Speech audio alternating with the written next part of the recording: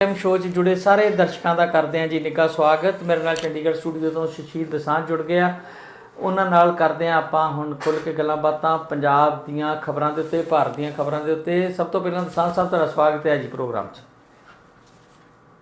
ਬਹੁਤ ਮਿਹਰਬਾਨੀ ਜੀ, ਬਹੁਤ ਸ਼ੁਕਰੀਆ ਹਰਜੀਤ ਗਿੱਲ ਜੀ ਤੇ ਟੀਵੀ ਪੰਜਾਬੀ ਦੁਨੀਆ ਦੇ ਸਾਰੇ ਦਰਸ਼ਕਾਂ ਦਾ ਵੀ ਬਹੁਤ ਸਵਾਗਤ ਹੈ ਜੀ ਹਰਜੀਤ ਗਿੱਲ ਜੀ। ਦਸਾਂਝ ਸਾਹਿਬ, ਅਸੀਂ ਖਬਰ ਪਹਿਲਾਂ ਕੀਤੀ ਆ ਕਾਲੋਂ ਸਾਹਿਬ ਦੇ ਨਾਲ। ਮੈਂ ਤੁਹਾਡੇ ਵਿਊ ਲੈਣਾ ਚਾਹੁੰਦਾ। ਸਭ ਤੋਂ ਪਹਿਲਾਂ ਆਪਾਂ ਕੱਲ੍ਹ ਵੀ ਗੱਲ ਕੀਤੀ ਸੀਗੀ ਕਿ ਰੂਦੂ ਸਿੰਘ ਮਾਨਸਾ ਹਿਰਾਂ ਨੂੰ ਸੰਯੁਕਤ ਮੋਰਚੇ ਨੇ 15 ਦਿਨਾਂ ਲਈ ਲਾਂਭੇ ਕੀਤਾ। ਉਹ ਗੱਲ ਕੀ ਸੀ ਕੀ ਨਹੀਂ, ਉਸ ਤੋਂ ਬਾਅਦ ਉਹਨਾਂ ਦਾ ਇੱਕ ਬਿਆਨ ਆਇਆ ਸੀਗਾ। ਇਸ ਤਰ੍ਹਾਂ ਹੀ ਆਪਾਂ ਗੁਰਨਾਮ ਸਿੰਘ ਚੰਦੂਨੀ ਬਾਰੇ ਵੀ ਗੱਲ ਕੀਤੀ ਸੀ। ਪਰ ਹੁਣ ਰਾਤੀ ਇੱਕ ਅਜੀਬੋ-ਗਰੀਬ ਘਟਨਾ ਹੋਈ ਕੱਲ੍ਹ ਕਿ ਉਹਨਾਂ ਦੇ ਇੱਕ ਕੈਂਪ ਦੇ ਉੱਤੇ ਹਮਲਾ ਹੋ ਗਿਆ ਔਰ ਕੁਝ ਕਿਸਾਨ ਫੱਟੜ ਹੋਏ ਨੇ। ਲੇਟੈਸਟ ਕੀ ਖਬਰ ਹੈ? ਜਿੱਥੋਂ ਤੱਕ ਸਾਨੂੰ ਖਬਰ ਦਾ ਪਤਾ ਲੱਗਿਆ ਸੀ ਕਿ ਪੁਲਿਸ ਨੇ ਰਿਪੋਰਟ ਕਰਨ ਤੋਂ ਬਾਅਦ ਵੀ ਕੋਈ ਕਾਰਵਾਈ ਨਹੀਂ ਸੀ ਕੀਤੀ ਔਰ ਸੰਯੁਕਤ ਮੋਰਚੇ ਦਾ ਇਹਦੇ 'ਤੇ ਕੀ ਕੋਈ ਰਿਐਕਸ਼ਨ ਆਇਆ?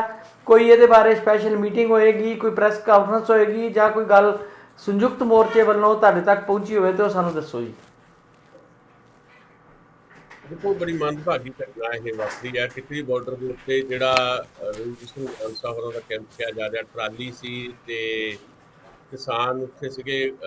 ਖੁਸ਼ਕਿਸਮਤੀ ਦੇ ਨਾਲ ਰੂਦੂ ਸਿੰਘ ਮਾਨਸਾ ਉੱਥੇ ਨਹੀਂ ਸਨ।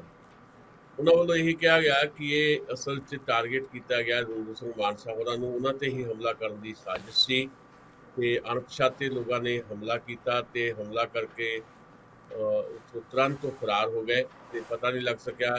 ਰਿਪੋਰਟ ਭਾਵੇਂ ਹੋ ਗਈ ਹੈ, ਕਾਰਵਾਈ ਹਾਲੇ ਤੱਕ ਕੋਈ ਨਹੀਂ ਹੋਈ। ਜਿੱਥੋਂ ਤੱਕ ਸੰਯੁਕਤ ਕਿਸਾਨ ਮੋਰਚੇ ਦਾ ਮਾਮਲਾ ਹੈ, ਸੰਯੁਕਤ ਕਿਸਾਨ ਮੋਰਚਾ ਇਸ ਮਾਮਲੇ ਦੇ ਵਿੱਚ ਪੂਰੀ ਤਰ੍ਹਾਂ ਰੂਦੂ ਸਿੰਘ ਮਾਨਸਾ ਹੋਰਾਂ ਦੇ ਨਾਲ ਹੈ ਤੇ ਇਸ ਗੱਲ ਦੀ ਨਿੰਦਾ ਵੀ ਕੀਤੀ ਗਈ ਹੈ ਤੇ ਨਾਲ ਦੀ ਨਾਲ ਪੁਲਿਸ 'ਤੇ ਵੀ ਦਬਾਅ ਬਣਾਉਣ ਵਾਸਤੇ ਉਹਨਾਂ ਨੂੰ ਕਿਹਾ ਗਿਆ ਕਿ ਤੁਰੰਤ ਜਿਹੜੀ ਕਾਰਵਾਈ ਕੀਤੀ ਜਾਏ। ਸੋ ਕਿਉਂਕਿ ਕੱਲ੍ਹ ਦੀ ਘਟਨਾ ਹੈ ਤੇ ਅੱਜ ਸ਼ਾਇਦ ਇਹਦੇ 'ਤੇ ਮੀਟਿੰਗ ਵੀ ਹੋਏਗੀ ਜਦੋਂ, ਤੇ ਉਹਦੇ 'ਚੋਂ ਸ਼ਾਇਦ ਕੋਈ ਨਾ ਕੋਈ ਐਕਸ਼ਨ ਵੀ ਲਾਜ਼ਮੀ ਤੌਰ 'ਤੇ ਕੋਈ ਨਿਕਲ ਸਕਦਾ।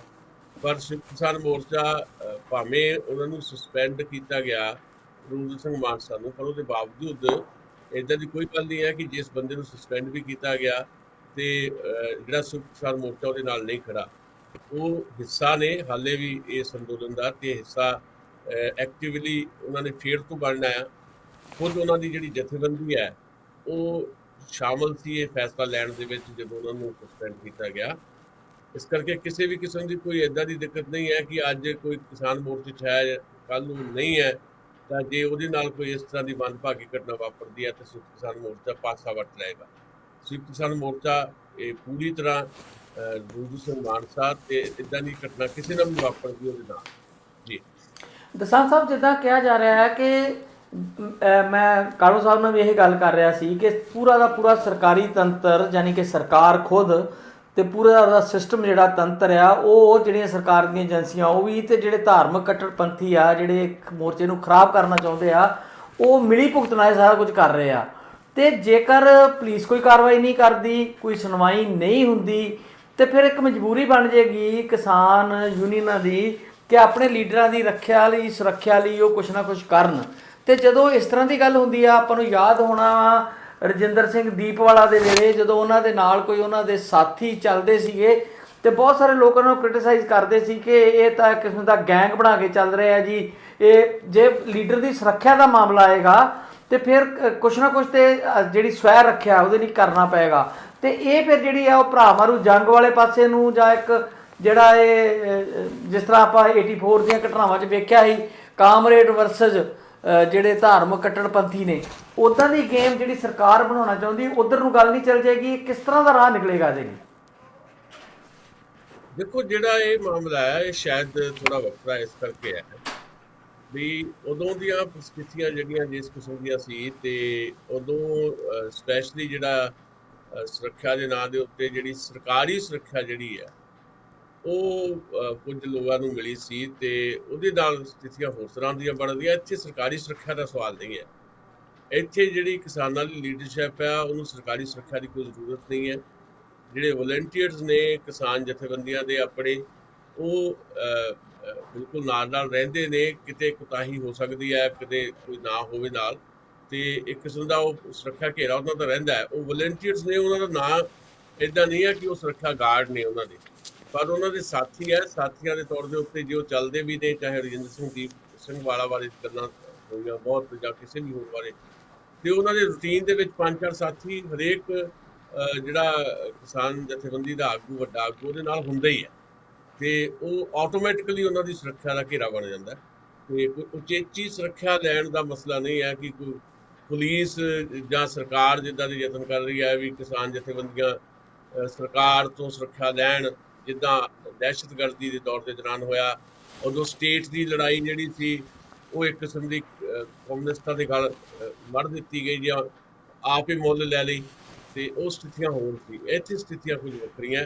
ਸੋ ਸੁਰੱਖਿਆ ਤਾਂ ਲਾਜ਼ਮੀ ਹੈ, ਚੌਕਸੀ ਲਾਜ਼ਮੀ ਹੈ।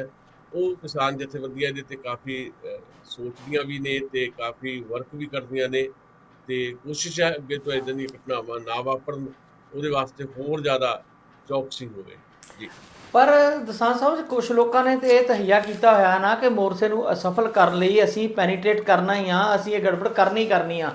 ਜਦੋਂ ਕੋਈ ਮਿੱਥ ਕੇ ਕਰਦਾ ਆ ਤੇ ਉਹਦੇ ਰਿਐਕਸ਼ਨ ਵਿੱਚ ਕੁਛ ਨਾ ਕੁਛ ਤੇ ਹੋਏਗਾ ਨਾ। ਮੈਨੂੰ ਜਿਹੜੀ ਗੱਲ ਦੀ ਚਿੰਤਾ ਲੱਗ ਰਹੀ ਆ, ਕਿਉਂਕਿ ਹਰ ਇੱਕ ਪੱਖ ਦੀ ਇੱਕ ਧਿਰ ਹੁੰਦੀ ਆ।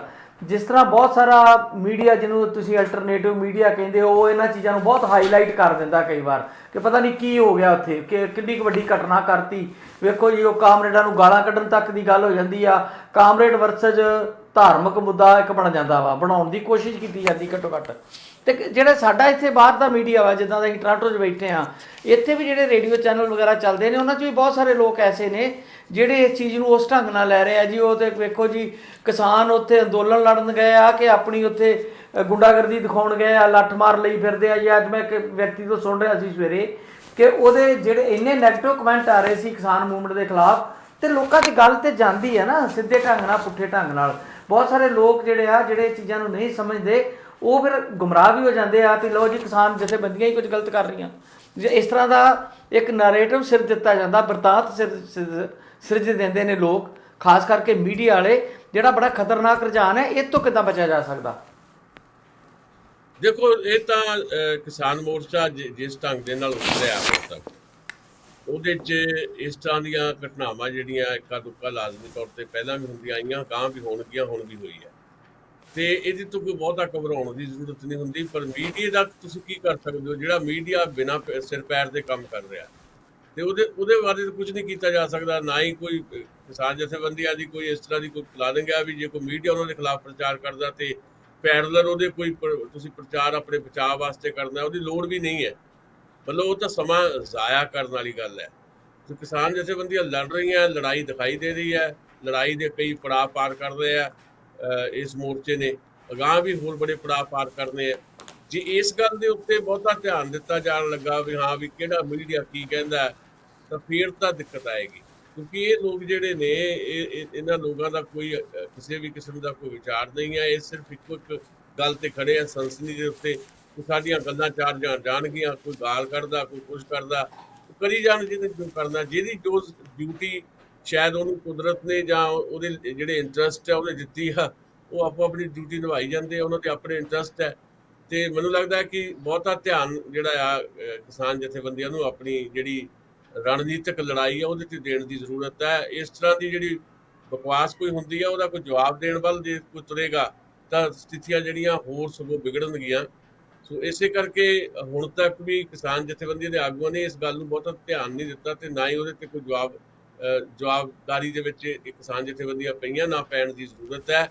ਲੋੜ ਇਸੇ ਗੱਲ ਦੀ ਹੈ ਕਿ ਆਪਣੀ ਯੁੱਧ ਨੀਤਕ ਜਿਹੜੀ ਇੱਕ ਰਣਨੀਤੀ ਹੈ ਉਹਨੂੰ ਬਣਾ ਕੇ, ਜਿੱਦਾਂ ਹੁਣ ਤੱਕ ਕਿਸਾਨ ਚੱਲੇ ਨੇ, ਅਗਾਂਹ ਵੀ ਇੱਦਾਂ ਚੱਲਣ। ਸਟੈਪ ਦਰ ਸਟੈਪ, ਕਦਮ ਦਰ ਕਦਮ ਜਿਹੜਾ ਆ ਕਿਸਾਨ ਮੋਰਚਾ ਜਿਹੜਾ ਆ ਉਹ ਮੈਚਿਓਰ ਵੀ ਹੋਇਆ, ਤੇ ਇਸ ਤਰ੍ਹਾਂ ਦੀਆਂ ਘਟਨਾਵਾਂ ਤੋਂ ਬਾਰ-ਬਾਰ ਬਾਹਰ ਵੀ ਨਿਕਲਿਆ। ਇਹ ਤਾਂ ਛੋਟੀ ਘਟਨਾ ਆ, ਜੋ ਕਿ 26 ਜਨਵਰੀ ਨੂੰ ਹੋ ਗਿਆ ਸੀ, ਉਹਦੇ 'ਚੋਂ ਜਿੱਦਾਂ ਨਿਕਲ ਕੇ ਕਿਸਾਨ ਮੋਰਚਾ ਆਇਆ, ਉਹ ਬਹੁਤ ਵੱਡੀ ਗੱਲ ਹੈ। ਤੇ ਆਉਣ ਵਾਲੇ ਸਮੇਂ ਦੇ ਵਿੱਚ ਵੀ ਇਹਨਾਂ ਚੀਜ਼ਾਂ ਤੋਂ ਬਚਣਾ ਹੀ ਚਾਹੀਦਾ।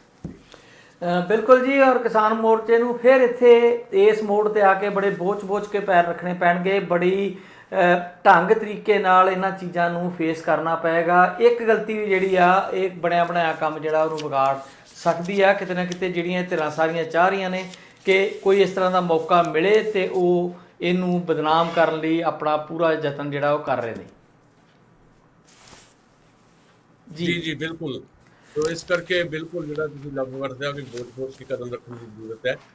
ਬਹੁਤ ਵੈਸੇ ਹੁਣ ਤੱਕ ਜਿੱਦਾਂ ਵੀ ਕਿਸਾਨ ਮੋਰਚਾ ਚੱਲਿਆ ਤੇ ਬਹੁਤ ਜ਼ਿੰਮੇਵਾਰੀ ਦੇ ਨਾਲ, ਤੇ ਮੈਂ ਤਾਂ ਸਗੋਂ ਇਸ ਗੱਲੋਂ ਬਹੁਤ ਖੁਸ਼ ਵੀ ਹਾਂ ਤੇ ਹੈਰਾਨ ਵੀ ਹਾਂ ਵੀ ਪਹਿਲੀ ਵਾਰ ਹੋਇਆ ਕਿ ਕੁਝ ਕੁਝ ਕੁ ਜਥੇਬੰਦੀਆਂ ਦੇ ਆਪਸੀ ਮਤਭੇਦਾਂ ਦੇ ਬਾਵਜੂਦ ਵੀ ਤੇ ਇੱਕ ਦੋ ਜਿਹੜੀ ਜਥੇਬੰਦੀਆਂ ਦੇ ਜਿਹੜੇ ਆਗੂ ਆ ਉਹਨਾਂ ਨੂੰ ਸਸਪੈਂਡ ਕਰਨ ਦੇ ਬਾਵਜੂਦ ਵੀ ਕੋਈ ਵੱਡੀ ਦਰਾਰ ਜਿਹੜੀ ਆ ਇਸ ਮੋਰਚੇ 'ਚ ਨਹੀਂ ਆਈ। ਵੱਡੀ ਕੀ, ਬਿਲਕੁਲ ਹੀ ਨਹੀਂ ਦਰਾਰ ਆਈ। ਮਾੜਾ ਮੋਟਾ ਚਲੋ ਵੱਖਰਾ ਬਿਆਨ ਹੋ ਸਕਦਾ ਕਿਸੇ ਦਾ ਵੀ ਗੁਰਨਾਮ ਸਿੰਘ ਚਲੂਨੀ ਜੀ ਆਪਣੀ ਗੱਲ ਤੇ ਕਾਇਮ ਹੈ ਜੀ, ਜਾਂ ਰੂੰਦਰ ਸਿੰਘ ਮਾਨਸਾ ਕਹਿੰਦੇ ਆ ਜੀ ਮੈਨੂੰ ਪਤਾ ਹੀ ਨਹੀਂ ਮੈਨੂੰ ਕਿਉਂ ਸਸਪੈਂਡ ਕੀਤਾ ਗਿਆ। ਇਹ ਛੋਟੀਆਂ ਮੋਟੀਆਂ ਗੱਲਾਂ ਨੇ, ਕੋਈ ਏਦਾਂ ਦਾ ਮਸਲਾ ਨਹੀਂ ਹੈ ਕੋਈ। ਪਰ ਕੋਈ ਮੋਰਚੇ ਦੇ ਵਿੱਚ ਫੁੱਟ ਪੈ ਗਈ ਆ, ਦੋ ਫਾੜ ਹੋ ਗਿਆ ਮੋਰਚਾ, ਬੜੇ ਯਤਨ ਹੋ ਰਹੇ ਨੇ, ਬਹੁਤ ਜ਼ਿਆਦਾ ਯਤਨ ਕੀਤੇ ਜਾ ਰਹੇ ਨੇ। ਕੱਲ ਵੀ ਇੱਕ ਵੀਡੀਓ ਮੈਂ ਦੇਖ ਰਿਹਾ ਸੀ, ਜਿਹੜੇ ਮੋਰਚੇ ਦੇ ਵਿੱਚ ਮੋਰਚੇ ਨੂੰ ਭੰਨਣ ਆਏ ਸੀ, ਤੋੜਨ ਆਏ ਸੀ ਤੇ ਬਰਬਾਦ ਕਰਨ ਆਏ ਸੀ, ਉਹ ਫਿਰ ਕਦੇ ਕਦੇ ਵੀਡੀਓ ਪਾ ਦਿੰਦੇ ਆ। ਕੱਲ ਵੀ ਇੱਕ ਵੀਡੀਓ ਸੀ, ਉਹ 'ਚ ਰਕੇਸ਼ ਟਕੈਤ ਦੇ ਹਵਾਲੇ ਨਾਲ ਹੀ ਬੜੀਆਂ ਫਜ਼ੂਲ ਦੀਆਂ ਗੱਲਾਂ ਉਹਨੇ ਕੀਤੀਆਂ। ਕੀ ਨਾ ਉਹਦਾ ਤਾਂ ਨਾਂ ਹੀ ਭੁੱਲ ਗਿਆ ਹੁਣ, ਜਿਹੜੀ ਇੰਨਾ ਮੋਰਚੇ 'ਚੋਂ ਖਾਰਜ ਹੋ ਗਿਆ ਉਹ ਦੀਪ ਸਿੱਧੂ, ਤੇ ਉਹਦਾ ਕੋਈ ਮਤਲਬ ਨਹੀਂ ਆ ਹੁਣ। ਤੇ ਇਹ ਲੋਕਾਂ ਨੇ ਆਪੇ ਹੀ ਇਹ ਸਾਰਾ ਚੀਜ਼ਾਂ ਜਿਹੜੀਆਂ ਸਾਫ਼ ਕਰਦੇ ਚਲੇ ਜਾਣਾ ਹੁੰਦਾ। ਇਹੀ ਜਿਹੜੇ ਜਥੇਬੰਦਕ ਤੌਰ ਦੇ ਉੱਤੇ ਤੇ ਬਹੁਤ ਸੋਚ ਸਮਝ ਕੇ ਰਣਨੀਤਿਕ ਤੌਰ ਦੇ ਉੱਤੇ ਅੱਗੇ ਵਧਦੇ ਹੋਏ ਮੋਰਚਿਆਂ ਦੇ ਵਿੱਚ ਸਿਫਤ ਹੁੰਦੀ ਹੈ ਵੀ ਇਹਨਾਂ ਨੇ ਉਰਾ ਪਰਾ ਜਿਹੜਾ ਆ ਹੌਲੀ ਹੌਲੀ ਆਪੇ ਸਾਫ਼ ਕਰਦੇ ਚਲੇ ਜਾਣਾ ਹੁੰਦਾ ਤੇ ਹੋ ਜਾਂਦਾ ਹੈ। ਦੀਪ ਸਿੱਧੂ ਤੇ ਬਿਲਕੁਲ ਜਿਵੇਂ ਤੁਸੀਂ ਕਿਹਾ ਕਿ ਖਾਰਜ ਕਰ ਦਿੱਤਾ ਗਿਆ, ਔਰ ਲੋਕਾਂ ਨੇ ਵੀ ਉਹਨੂੰ ਖਾਰਜ ਕਰ ਦਿੱਤਾ, ਉਹ ਵਿੱਚ ਹੈ ਹੀ ਨਹੀਂ। ਪਰ ਇੱਕ ਹੋਰ ਸ਼ਖਸੀਅਤ ਸੀ ਲੱਖਾ ਸਿਧਾਣਾ, ਜਿਹਨੂੰ ਥੋੜਾ ਜਿਹਾ ਕਿਸਾਨ ਜਥੇਬੰਦੀਆਂ ਨੇ ਨੇੜੇ ਲਾਉਣ ਦੀ ਕੋਸ਼ਿਸ਼ ਕੀਤੀ ਸੀ, ਉਹਦੀ ਵੀ ਕੋਈ ਖਾਸ ਐਕਟੀਵਿਟੀ ਨਜ਼ਰ ਨਹੀਂ ਆ ਰਹੀ ਅੱਜ ਕੱਲ੍ਹ। ਦੇਖੋ, ਇਹ ਕੰਟੀਨਿਊਟੀ ਬੜੀ ਮੁਸ਼ਕਿਲ ਵੀ ਹੁੰਦੀ ਹੈ। ਤੁਸੀਂ ਸੋਸ਼ਲ ਮੀਡੀਆ 'ਤੇ ਲਗਾਤਾਰ ਐਕਟਿਵ ਰਹਿੰਦੇ ਹੋ ਤੇ ਉਹੀ ਗੱਲਾਂ ਬਾਰ-ਬਾਰ ਕਰਨੀਆਂ ਹੁੰਦੀਆਂ। ਕੱਲ ਦੀਪ ਸਿੱਧੂ ਨੇ ਜਿਹੜੀ ਮੈਂ ਵੀਡੀਓ ਦੇਖ ਰਿਹਾ ਸੀ, ਉਹਦੇ 'ਚ ਜਿਹੜੀਆਂ ਗੱਲਾਂ ਕੀਤੀਆਂ, ਉਹ ਜਾਣੀ ਲੱਖੇ ਦੇ ਵੀ ਖਿਲਾਫ ਬੋਲਿਆ। ਉਹ ਜਿਹੜਾ ਜਗਰਾਜ ਜਿਹਨੇ ਝੰਡਾ ਚੜਾਇਆ ਸੀ 26 ਜਨਵਰੀ, ਉਹਦੇ ਖਿਲਾਫ ਵੀ ਲਓ ਜੀ ਉਹਨਾਂ ਦੀ ਜ਼ਮਾਨਤ ਤਾਂ ਬਾਰ-ਬਾਰ ਹੀ ਹੋ ਗਈ, ਬਈ ਲੱਖੇ ਵੀਰ ਦੀ ਜ਼ਮਾਨਤ ਵੀ ਬਾਰ-ਬਾਰ ਹੀ ਹੋ ਗਈ। ਜੇ ਮੇਰੀ ਵੀ ਬਾਰ-ਬਾਰ ਹੀ ਜ਼ਮਾਨਤ ਹੋ ਜਾਂਦੀ, ਜੇਲ੍ਹ ਨਾ ਜਾਂਦਾ, ਲੋਕਾਂ ਨੇ ਮੇਰੇ ਤੇ ਇਲਜ਼ਾਮ ਲਾਉਣੇ ਸੀ, ਦੇਖੋ ਜੀ ਇਹ ਸਰਕਾਰ ਨਾਲ ਰਲਿਆ। ਜਾਣੀ ਕੋਈ ਇੱਕ ਸੁਰ ਵੀ ਨਹੀਂ ਹੈ ਇੱਥੇ ਕਿਸੇ ਦੀ। ਬਾਕੀ ਲੱਖਾ ਸਿਧਾਣਾ ਥੋੜਾ ਵੱਖਰਾ ਉਹਦੇ ਨਾਲੋਂ, ਦੀਪ ਸਿੱਧੂ ਨਾਲ। ਉਹ ਬਾਰ-ਬਾਰ ਕਈ ਗੱਲਾਂ ਜਿਹੜੀਆਂ ਇੱਧਰਲੀਆਂ ਉੱਧਰਲੀਆਂ ਕਰਦਾ ਰਿਹਾ, ਪਰ ਫਿਰ ਵੀ ਉਹ ਕਿਸਾਨ ਮੋਰਚੇ ਦੇ ਹੱਕ 'ਚ ਗੱਲ ਕਰਦਾ ਰਿਹਾ ਤੇ ਉਹਨੇ ਕੋਈ ਲੀਡਰਸ਼ਿਪ ਦੀ ਕੋਈ ਬਹੁਤੀ ਨੁਕਤਾਚੀਨੀ ਕਦੇ ਨਹੀਂ ਕੀਤੀ। ਪਰ ਹੁਣ ਇਹਨਾਂ ਦਿਨਾਂ ਦੇ ਵਿੱਚ ਉਹ ਘੱਟ ਐਕਟਿਵ ਦਿਖਾਈ ਦੇ ਰਿਹਾ, ਪਤਾ ਨਹੀਂ ਕੀ ਕਾਰਨ ਹੋਏਗਾ। ਪਰ ਕੰਟੀਨਿਊਟੀ ਬੜੀ ਮੁਸ਼ਕਿਲ ਵੀ ਹੁੰਦੀ ਹੈ। ਹੁਣ 8 ਮਹੀਨੇ ਹੋ ਗਏ ਨੇ ਮੋਰਚੇ ਦੇ, ਤੇ ਲੋਕਾਂ ਦੇ ਵਿੱਚ ਜਾਣਾ ਜਿਹੜਾ ਸਭ ਤੋਂ ਜ਼ਿਆਦਾ ਔਖਾ ਹੈ। ਸੋਸ਼ਲ ਮੀਡੀਆ 'ਤੇ ਤਾਂ ਤੁਸੀਂ ਵੀਡੀਓ ਪਾ ਕੇ ਸੁਰਖਰੂ ਹੋ ਜਾਂਦੇ ਆ, ਪਰ ਤੁਹਾਡਾ ਲੋਕਾਂ ਦੇ ਵਿੱਚ ਜਾਣਾ, ਫਿਜ਼ੀਕਲੀ ਜਾ ਕੇ ਤੇ ਉਹਨੂੰ ਲਗਾਤਾਰਤਾ ਉਹਦੀ ਬਣਾ ਕੇ ਰੱਖਣੀ, ਇਹ ਥੋੜਾ ਔਖਾ ਵੀ ਹੁੰਦਾ। ਬਾਕੀ ਸ਼ਾਇਦ ਉਹਦੇ ਕੋਈ ਨਿੱਜੀ ਕਾਰਨ ਵੀ ਹੋ ਸਕਦੇ ਆ, ਕੋਈ ਹੋਰ ਕਾਰਨ ਵੀ ਹੋ ਸਕਦਾ ਜਿਹਦੇ ਬਾਰੇ ਮੇਰੇ ਕੋਲ ਜਾਣਕਾਰੀ ਨਹੀਂ। ਦਸਾਂਝ ਸਾਹਿਬ, ਜਿੰਨਾ ਚਿਰ ਕੋਈ ਬਹੁਤ ਵੱਡੀ ਤਬਦੀਲੀ ਨਹੀਂ ਹੁੰਦੀ ਭਾਰਤ ਵਿੱਚ, ਤੇ ਲੋਕਾਂ ਨੂੰ ਇੱਦਾਂ ਲੱਗਦਾ ਹੈ ਕਿ ਵਿੱਚ ਵਿਚਾਲੇ ਵਾਲਾ ਰਾਹ ਕੋਈ ਨਾ ਕੋਈ, ਜੋ ਰਵਾਇਤੀ ਪਾਰਟੀਆਂ ਨੇ ਇਹਨਾਂ 'ਚੋਂ ਕੁਝ ਵਿਅਕਤੀ ਚੰਗੇ ਸ਼ਾਇਦ ਅੱਗੇ ਆ ਜਾਣ ਤੇ ਕੁਝ ਸੌਖਾ ਸਾਹ ਹੋ ਸਕੇ। ਕੋਈ ਬਹੁਤ ਵੱਡੀ ਉੱਪਰ ਥੱਲੇ ਵਾਲੀ ਤੇ ਹੋਣ ਦੀ ਸੰਭਾਵਨਾ ਦੂਰ ਦੂਰ ਤੱਕ ਨਹੀਂ ਆ। ਤੇ ਜਿਸ ਤਰੀਕੇ ਨਾਲ ਪੰਜਾਬ ਦੀ ਕਾਂਗਰਸ ਵਿੱਚ ਇਹ ਤਬਦੀਲੀ ਆਈ ਆ, ਜੇ ਬੋਇਸਟ ਹੋ ਕੇ ਨਾ ਗੱਲ ਕੀਤੀ ਜਾਵੇ, ਤੇ ਨਵਜੋਤ ਸਿੱਧੂ ਹੋਰਾਂ ਦੀ ਐਕਟੀਵਿਟੀ ਨੂੰ ਕਈ ਲੋਕ ਵੈਲਕਮ ਵੀ ਕਰ ਰਹੇ ਆ। ਉਹ ਕਹਿੰਦੇ ਆ ਕਿ ਇੱਕ ਵਿਅਕਤੀ ਜੇ ਇੰਨੀਆਂ ਵੱਡੀਆਂ ਵੱਡੀਆਂ ਗੱਲਾਂ ਕਰਦਾ ਰਿਹਾ ਤਾਂ ਉਹਨੂੰ ਮੌਕਾ ਜ਼ਰੂਰ ਮਿਲਣਾ ਚਾਹੀਦਾ ਆ। ਘੱਟੋ ਘੱਟ ਜੇ ਉਹਨੂੰ ਮੌਕਾ ਹੁਣ ਮਿਲਿਆ ਆ, ਤੇ ਜਿਸ ਤਰੀਕੇ ਦੀ ਉਹ ਐਕਟੀਵਿਟੀ ਕਰ ਰਹੇ ਨੇ, ਕੱਲ੍ਹ ਦੀ ਮੀਟਿੰਗ ਦੀ ਗੱਲ ਕਰਾਂਗੇ ਆਪਾਂ ਖੁੱਲ੍ਹ ਕੇ ਤੁਹਾਡੇ ਨਾਲ ਵੀ, ਕਿ ਉਹ ਮੀਟਿੰਗ ਦੇ ਵਿੱਚ ਉਹਨਾਂ ਨੇ ਆਪਣੇ 4 ਜਿਹੜੇ ਨਾਲ ਵਰਕਿੰਗ ਪ੍ਰੈਜ਼ੀਡੈਂਟ ਉਹਨਾਂ ਨੂੰ ਲੈ ਕੇ ਤੇ ਕੈਪਟਨ ਸਾਹਿਬ ਨੂੰ ਸੈਕਟਰੀਏਟ 'ਚ ਮਿਲੇ ਨੇ। ਚਲੋ ਸੈਕਟਰੀਏਟ ਦੇ ਵਿੱਚ ਕੈਪਟਨ ਸਾਹਿਬ ਦਾ ਜਾਣਾ ਵੀ ਉਹਨਾਂ ਨੂੰ ਜਾਣ ਲਈ ਮਜਬੂਰ ਕਰ ਦੇਣਾ ਵੀ ਇੱਕ ਕਿਸੇ ਪ੍ਰਾਪਤੀ ਹੈ, ਕਿਉਂਕਿ ਉਹ ਕਦੀ ਨਿਕਲੇ ਹੀ ਨਹੀਂ।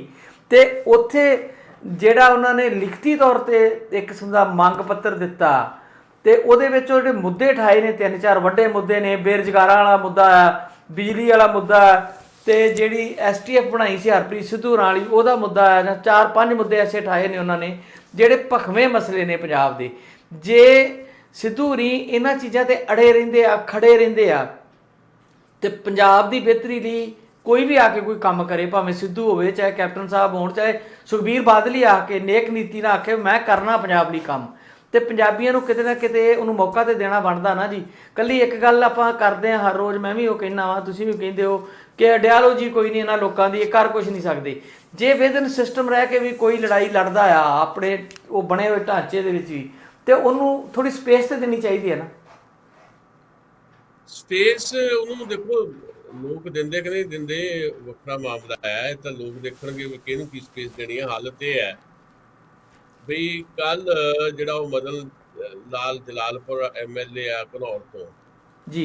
ਤੇ ਜਿਹਨੇ ਕਿਹਾ 170 ਦੋ ਪਿੰਡਾਂ ਡਿਪਟੀ ਦੇ ਮੁੱਖ ਮੰਤਰੀ ਬਣਾਓ। ਹਾਂ, ਉਹ ਚਲੋ ਉਹ ਤਾਂ ਉਹਦਾ ਬਿਆਨ ਫਿਰ ਬਾਅਦ ਚ ਆਇਆ, 2 ਡਿਪਟੀ ਸੀਐਮ ਬਣਾਓ ਜੀ, ਕੋਈ ਨਵੀਂ ਵਜ਼ਾਰਤ ਦੀ ਜ਼ਰੂਰਤ ਹੀ ਨਹੀਂ ਹੈਗੀ, ਤੇ ਨਾ ਹੀ ਸਮਾਂ ਆ, ਕਿਹੜਾ 6 ਮਹੀਨੇ ਦੀ ਨਵਾਂ ਮੰਤਰੀ ਬਣਨਾ ਚਾਹੂਗਾ। ਇਸ ਕਰਕੇ ਜੀ ਤੁਸੀਂ ਜਿਹੜੇ ਮੰਤਰੀ ਉਹਦੇ ਵਿੱਚੋਂ ਇੱਕ ਦਲਿਤ ਡਿਪਟੀ ਸੀਐਮ ਬਣਾ ਦਿਓ, ਇੱਕ ਹਿੰਦੂ ਸੀਐਮ ਬਣਾ ਦਿਓ, ਡਿਪਟੀ ਸੀਐਮ। ਸੋ ਇਹ ਤਾਂ ਉਹਨੇ ਗੱਲਾਂ ਕੀਤੀਆਂ, ਪਰ ਜਿਹੜੀ ਗੱਲ ਹੋਈ ਆ ਮੈਂ ਉਹ ਦੱਸਣਾ ਚਾਹੁੰਦਾ। 170 ਪਿੰਡਾਂ ਦੇ ਲੋਕ ਇਕੱਠੇ ਹੋ ਗਏ ਉਹਦੇ ਖਿਲਾਫ, ਜਿਹੜੇ ਉਹਨੂੰ ਬਕਾਇਦਾ ਮਦਨ ਲਾਲ ਜਲਾਲਪੁਰ ਨੂੰ ਮਤਲਬ ਹੁਣ ਤੱਕ ਵਿਧਾਇਕ ਬਣਾਉਂਦੇ ਆਏ ਆ, ਤੇ ਉਹਨਾਂ ਨੇ ਓਪਨਲੀ ਵਿਰੋਧ ਕੀਤਾ ਮਦਨ ਲਾਲ ਜਲਾਲਪੁਰ ਦਾ, ਇਹ ਕਹਿ ਕੇ ਵੀ ਇਹਨੂੰ ਅਸੀਂ ਲਿਆਂਦਾ ਸੀ ਇਸ ਕਰਕੇ ਵੀ ਇਹ ਸਾਡੇ ਇਲਾਕੇ ਦੇ ਵਿੱਚ ਜਿਹੜਾ ਮਾਫੀਆ ਆ, ਚਾਹੇ ਉਹ ਸ਼ਰਾਬ ਦਾ ਮਾਫੀਆ ਹੈ, ਚਾਹੇ ਟਰਾਂਸਪੋਰਟ ਦਾ ਮਾਫੀਆ ਆ, ਇਹਨੂੰ ਇਹ ਖਤਮ ਕਰੂਗਾ। ਪਰ ਇਹ ਖੁਦ ਮਾਫੀਆ ਬਣ ਗਿਆ, ਤੇ ਇਸ ਕਰਕੇ ਅਸੀਂ ਇਹਦਾ ਸਾਥ ਛੱਡਤਾ। ਤੇ ਨਾਲ ਉਹਨਾਂ ਨੇ ਕਿਹਾ ਕਿ ਇਹ ਜਿਹੜਾ ਵੀ ਬੰਦਾ ਇਹਦੇ ਨਾਲ ਰਿਹਾ, ਇਹਨੇ ਉਹਦੀ ਪਿੱਠ 'ਚ ਛੁਰਾ ਮਾਰਿਆ। ਤੇ ਉਹਨਾਂ ਲੋਕਾਂ ਨੇ ਇੱਕ ਸੁਰ 'ਚ ਕਿਹਾ ਕਿ ਦੇਖੋ ਅਸੀਂ ਇਹਨੂੰ ਇੱਥੇ ਤੱਕ ਲਿਆਂਦਾ, ਇਹਨੇ ਸਾਡੀ ਪਿੱਠ 'ਚ ਛੁਰਾ ਮਾਰਿਆ। ਤੇ ਕੈਪਟਨ ਅਮਰਿੰਦਰ ਤੇ ਪ੍ਰਨੀਤ ਕੌਰ ਜਿਹੜੇ ਆ ਉਹ ਇਹਨੂੰ ਲੈ ਕੇ ਆਏ, ਤਾਂ ਉਹਨਾਂ ਦੀ ਪਿੱਠ 'ਚ ਵੀ ਹੁਣ ਇਹਨੇ ਛੁਰਾ ਮਾਰਤਾ। ਜਾਣੀ ਉਹ ਨਵਜੋਤ ਸਿੰਘ ਸਿੱਧੂ ਨਾਲ ਚਲਾ ਗਿਆ ਸੀ, ਤੇ 170 ਪਿੰਡਾਂ ਦੇ ਲੋਕਾਂ ਨੇ ਇੱਕ ਸੁਰ ਦੇ ਵਿੱਚ ਉਹਦਾ ਵਿਰੋਧ ਕੀਤਾ ਤੇ ਉਹਦਾ ਸਾਥ ਛੱਡਣ ਦਾ ਐਲਾਨ ਕੀਤਾ। ਇਹਦਾ ਮਤਲਬ ਕੀ ਹੈ? 170 ਪਿੰਡ ਯਾਨੀ ਕਿ ਉਹਨਾਂ ਦੇ ਹਲਕੇ ਦੇ ਪਿੰਡ ਪੂਰੇ ਦੇ ਪੂਰੇ ਜੀ? ਹਾਂਜੀ, ਉਹਨਾਂ ਦੇ ਹਲਕੇ ਦੇ ਪਿੰਡ। ਅੱਛਾ ਜੀ। ਇਹਦਾ ਮਤਲਬ ਇਹ ਹੈ ਬਈ ਪਟਿਆਲੇ ਜ਼ਿਲ੍ਹੇ ਦੇ ਵਿੱਚ ਜਨਤਕ ਤੌਰ ਤੇ ਥੱਲੇ ਜਿਹੜੀ ਹੈ ਉਹ ਪੂਰੀ ਦੀ ਪੂਰੀ ਸ਼ੁਰੂ ਹੋ ਚੁੱਕੀ ਹੈ ਇਸ ਕਿਸਮ ਦੀ ਕਤਾਰਬੰਦੀ, ਵੀ ਨਵਜੋਤ ਸਿੰਘ ਸਿੱਧੂ ਦੇ ਖਿਲਾਫ ਤੇ ਕੈਪਟਨ ਦੀ ਹਮਾਇਤ ਦੇ ਵਿੱਚ ਕੁਝ ਨਾ ਕੁਝ ਕੀਤਾ ਜਾਏ, ਤੇ ਇਹ ਸਾਰਾ ਕੁਝ ਉਹਦੇ ਚੋਂ ਨਿਕਲ ਕੇ। ਇਹਦਾ ਮਤਲਬ ਇਹ ਹੋਇਆ ਵੀ ਮੀਟਿੰਗਾਂ ਹੋਈ ਜਾਣ, ਜੋ ਮਰਜ਼ੀ ਹੋਈ ਜਾਵੇ, ਥੱਲੇ ਤੱਕ ਜਿਹੜਾ ਆ ਉਹ ਬਹੁਤ ਬੁਰੀ ਤਰ੍ਹਾਂ ਕਤਾਰਬੰਦੀ ਕਾਂਗਰਸ ਪਾਰਟੀ ਦੇ ਵਿੱਚ ਹੋ ਚੁੱਕੀ ਹੈ। ਕੱਲ ਦੀ ਜਿਹੜੀ ਮੀਟਿੰਗ ਵੀ ਹੈ, ਇਸ ਮੀਟਿੰਗ ਦੇ ਵਿੱਚ ਵੀ ਭਾਵੇਂ 1.5 ਘੰਟਾ ਮੀਟਿੰਗ ਹੋਈ ਹੈ, ਤੇ ਬਕਾਇਦਾ ਟਾਈਮ ਲੈ ਕੇ ਇਹ ਗਏ ਆ ਨਵਜੋਤ ਸਿੰਘ ਸਿੱਧੂ ਤੇ ਆਪਣੇ ਕੈਪਟਨ ਅਮਰਿੰਦਰ ਸਿੰਘ ਨੇ। ਕੱਲ ਦੀ ਮੀਟਿੰਗ ਦੇ ਵਿੱਚ ਵੀ ਕਾਫੀ ਤਹੱਮਲ ਵਰਤਿਆ, ਤੇ ਇਹ ਗੱਲ ਕਹੀ ਹੈ ਵੀ ਆਪਾਂ ਨੂੰ ਮਿਲ ਕੇ ਚੱਲਣਾ ਚਾਹੀਦਾ। ਮੀਟਿੰਗ ਤੋਂ ਬਾਅਦ ਵੀ ਕੈਪਟਨ ਅਮਰਿੰਦਰ ਨੇ ਕਿਹਾ ਵੀ ਕਾਂਗਰਸ ਪਾਰਟੀ, ਉਹਨੇ ਨਾਂ ਨਹੀਂ ਲਿਆ, ਵੀ ਕਾਂਗਰਸ ਪਾਰਟੀ ਤੇ ਸਰਕਾਰ ਇਹਨੂੰ ਮਿਲ ਕੇ ਚੱਲਣ ਦੀ ਜ਼ਰੂਰਤ ਹੈ। ਤੇ ਜਿਹੜੇ ਕਾਂਗਰਸ ਪਾਰਟੀ ਦੇ ਆਗੂਆਂ ਨੇ ਆ ਕੇ ਜਿਹੜੀਆਂ ਮੰਗਾਂ ਰੱਖੀਆਂ, ਇਹਦੇ ਚੋਂ ਬਹੁਤ ਸਾਰੀਆਂ ਮੰਗਾਂ ਜਿਹੜੀਆਂ ਉਹਦੇ ਤੇ ਕੰਮ ਹੋ ਰਿਹਾ ਪਹਿਲਾਂ ਹੀ, ਤੇ ਜਿਹੜਾ 18 ਨਕਾਤੀ ਪ੍ਰੋਗਰਾਮ ਮੈਨੂੰ ਦਿੱਤਾ ਗਿਆ ਉਹਦੇ ਚੋਂ ਕਈ ਮੁੱਦੇ ਜਿਹੜੇ ਪਹਿਲੇ ਹੱਲ ਹੋ ਚੁੱਕੇ ਆ, ਬਾਕੀ ਕਰ ਦਿੱਤੇ ਜਾਣਗੇ। ਪਰ ਮਿਲ ਕੇ ਚੱਲਣ ਦੀ ਜ਼ਰੂਰਤ ਹੈ। ਜਦਕਿ ਨਵਜੋਤ ਸਿੰਘ ਸਿੱਧੂ ਨੇ ਉਲਟ ਇਹ ਕੀਤਾ ਵੀ ਬਾਹਰ ਨਿਕਲਦੇ ਆ ਮੀਟਿੰਗ ਤੋਂ, ਪ੍ਰੈਸ ਨੂੰ ਭਾਵੇਂ ਉੱਦਾਂ ਕੁਝ ਨਾ ਵੀ ਕਿਹਾ ਹੋਵੇ, ਸੋਸ਼ਲ ਮੀਡੀਆ ਤੇ ਬਕਾਇਦਾ ਉਹ ਚਿੱਠੀ ਵੀ ਜਾਰੀ ਕਰ ਦਿੱਤੀ, ਤੇ ਆਪਣੇ ਆਪ ਨੂੰ ਇੱਦਾਂ ਪੇਸ਼ ਕੀਤਾ ਵੀ ਦੇਖੋ ਮੈਂ ਪੰਜਾਬ ਦੇ ਲੋਕਾਂ ਦੀਆਂ ਆਹ ਮੰਗਾਂ ਜੀ ਸਰਕਾਰ ਤੋਂ ਪੂਰੀਆਂ ਕਰਵਾਉਣ ਜਾ ਰਿਹਾ, ਤੇ ਮੇਰੇ ਦਬਾਅ ਨਾਲ ਇਹ ਸਾਰਾ ਕੁਝ ਹੋਏਗਾ। ਇੱਦਾਂ ਦਾ ਜਿਹੜੀ ਉਹਨੇ ਆਪਣੀ ਪੇਸ਼ਕਾਰੀ ਇਸ ਕਿਸਮ ਦੀ ਕੀਤੀ ਹੈ। ਇਹਦਾ ਮਤਲਬ ਇਹ ਹੈ ਕਿ ਅਸਲ 'ਚ ਇਹਨੂੰ ਸਮਝਣ ਦੀ ਜ਼ਰੂਰਤ ਹੈ। ਇਹ ਨਹੀਂ ਹੈ ਕਿ ਨਵਜੋਤ ਸਿੰਘ ਸਿੱਧੂ ਪੰਜਾਬ ਦੇ ਭਲੇ ਦੀ ਲੜਾਈ ਲੜ ਰਹੇ ਆ ਆਪਣੀ ਹੀ ਸਰਕਾਰ ਦੇ ਨਾਲ।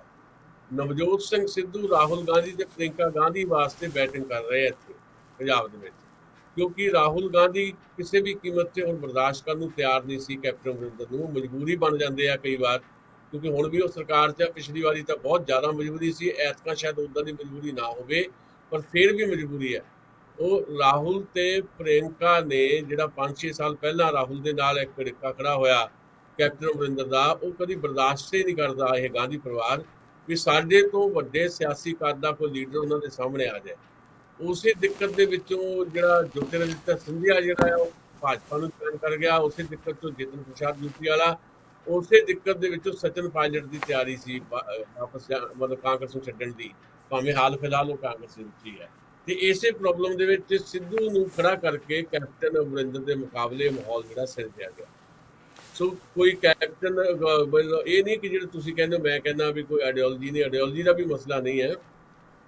ਖੁਦ ਨਵਜੋਤ ਸਿੰਘ ਸਿੱਧੂ ਦਾ ਜਿਹੜਾ ਆਈਡੀਓਲੋਜੀ ਤਾਂ ਬਹੁਤ ਦੂਰ ਦੀ ਗੱਲ ਆ, ਉਹ ਕਦੀ ਆਪ ਕਦੇ ਵੀ ਇੱਕ ਥਾਂ ਤੇ ਖੜੇ ਹੀ ਨਹੀਂ ਹੋਏ।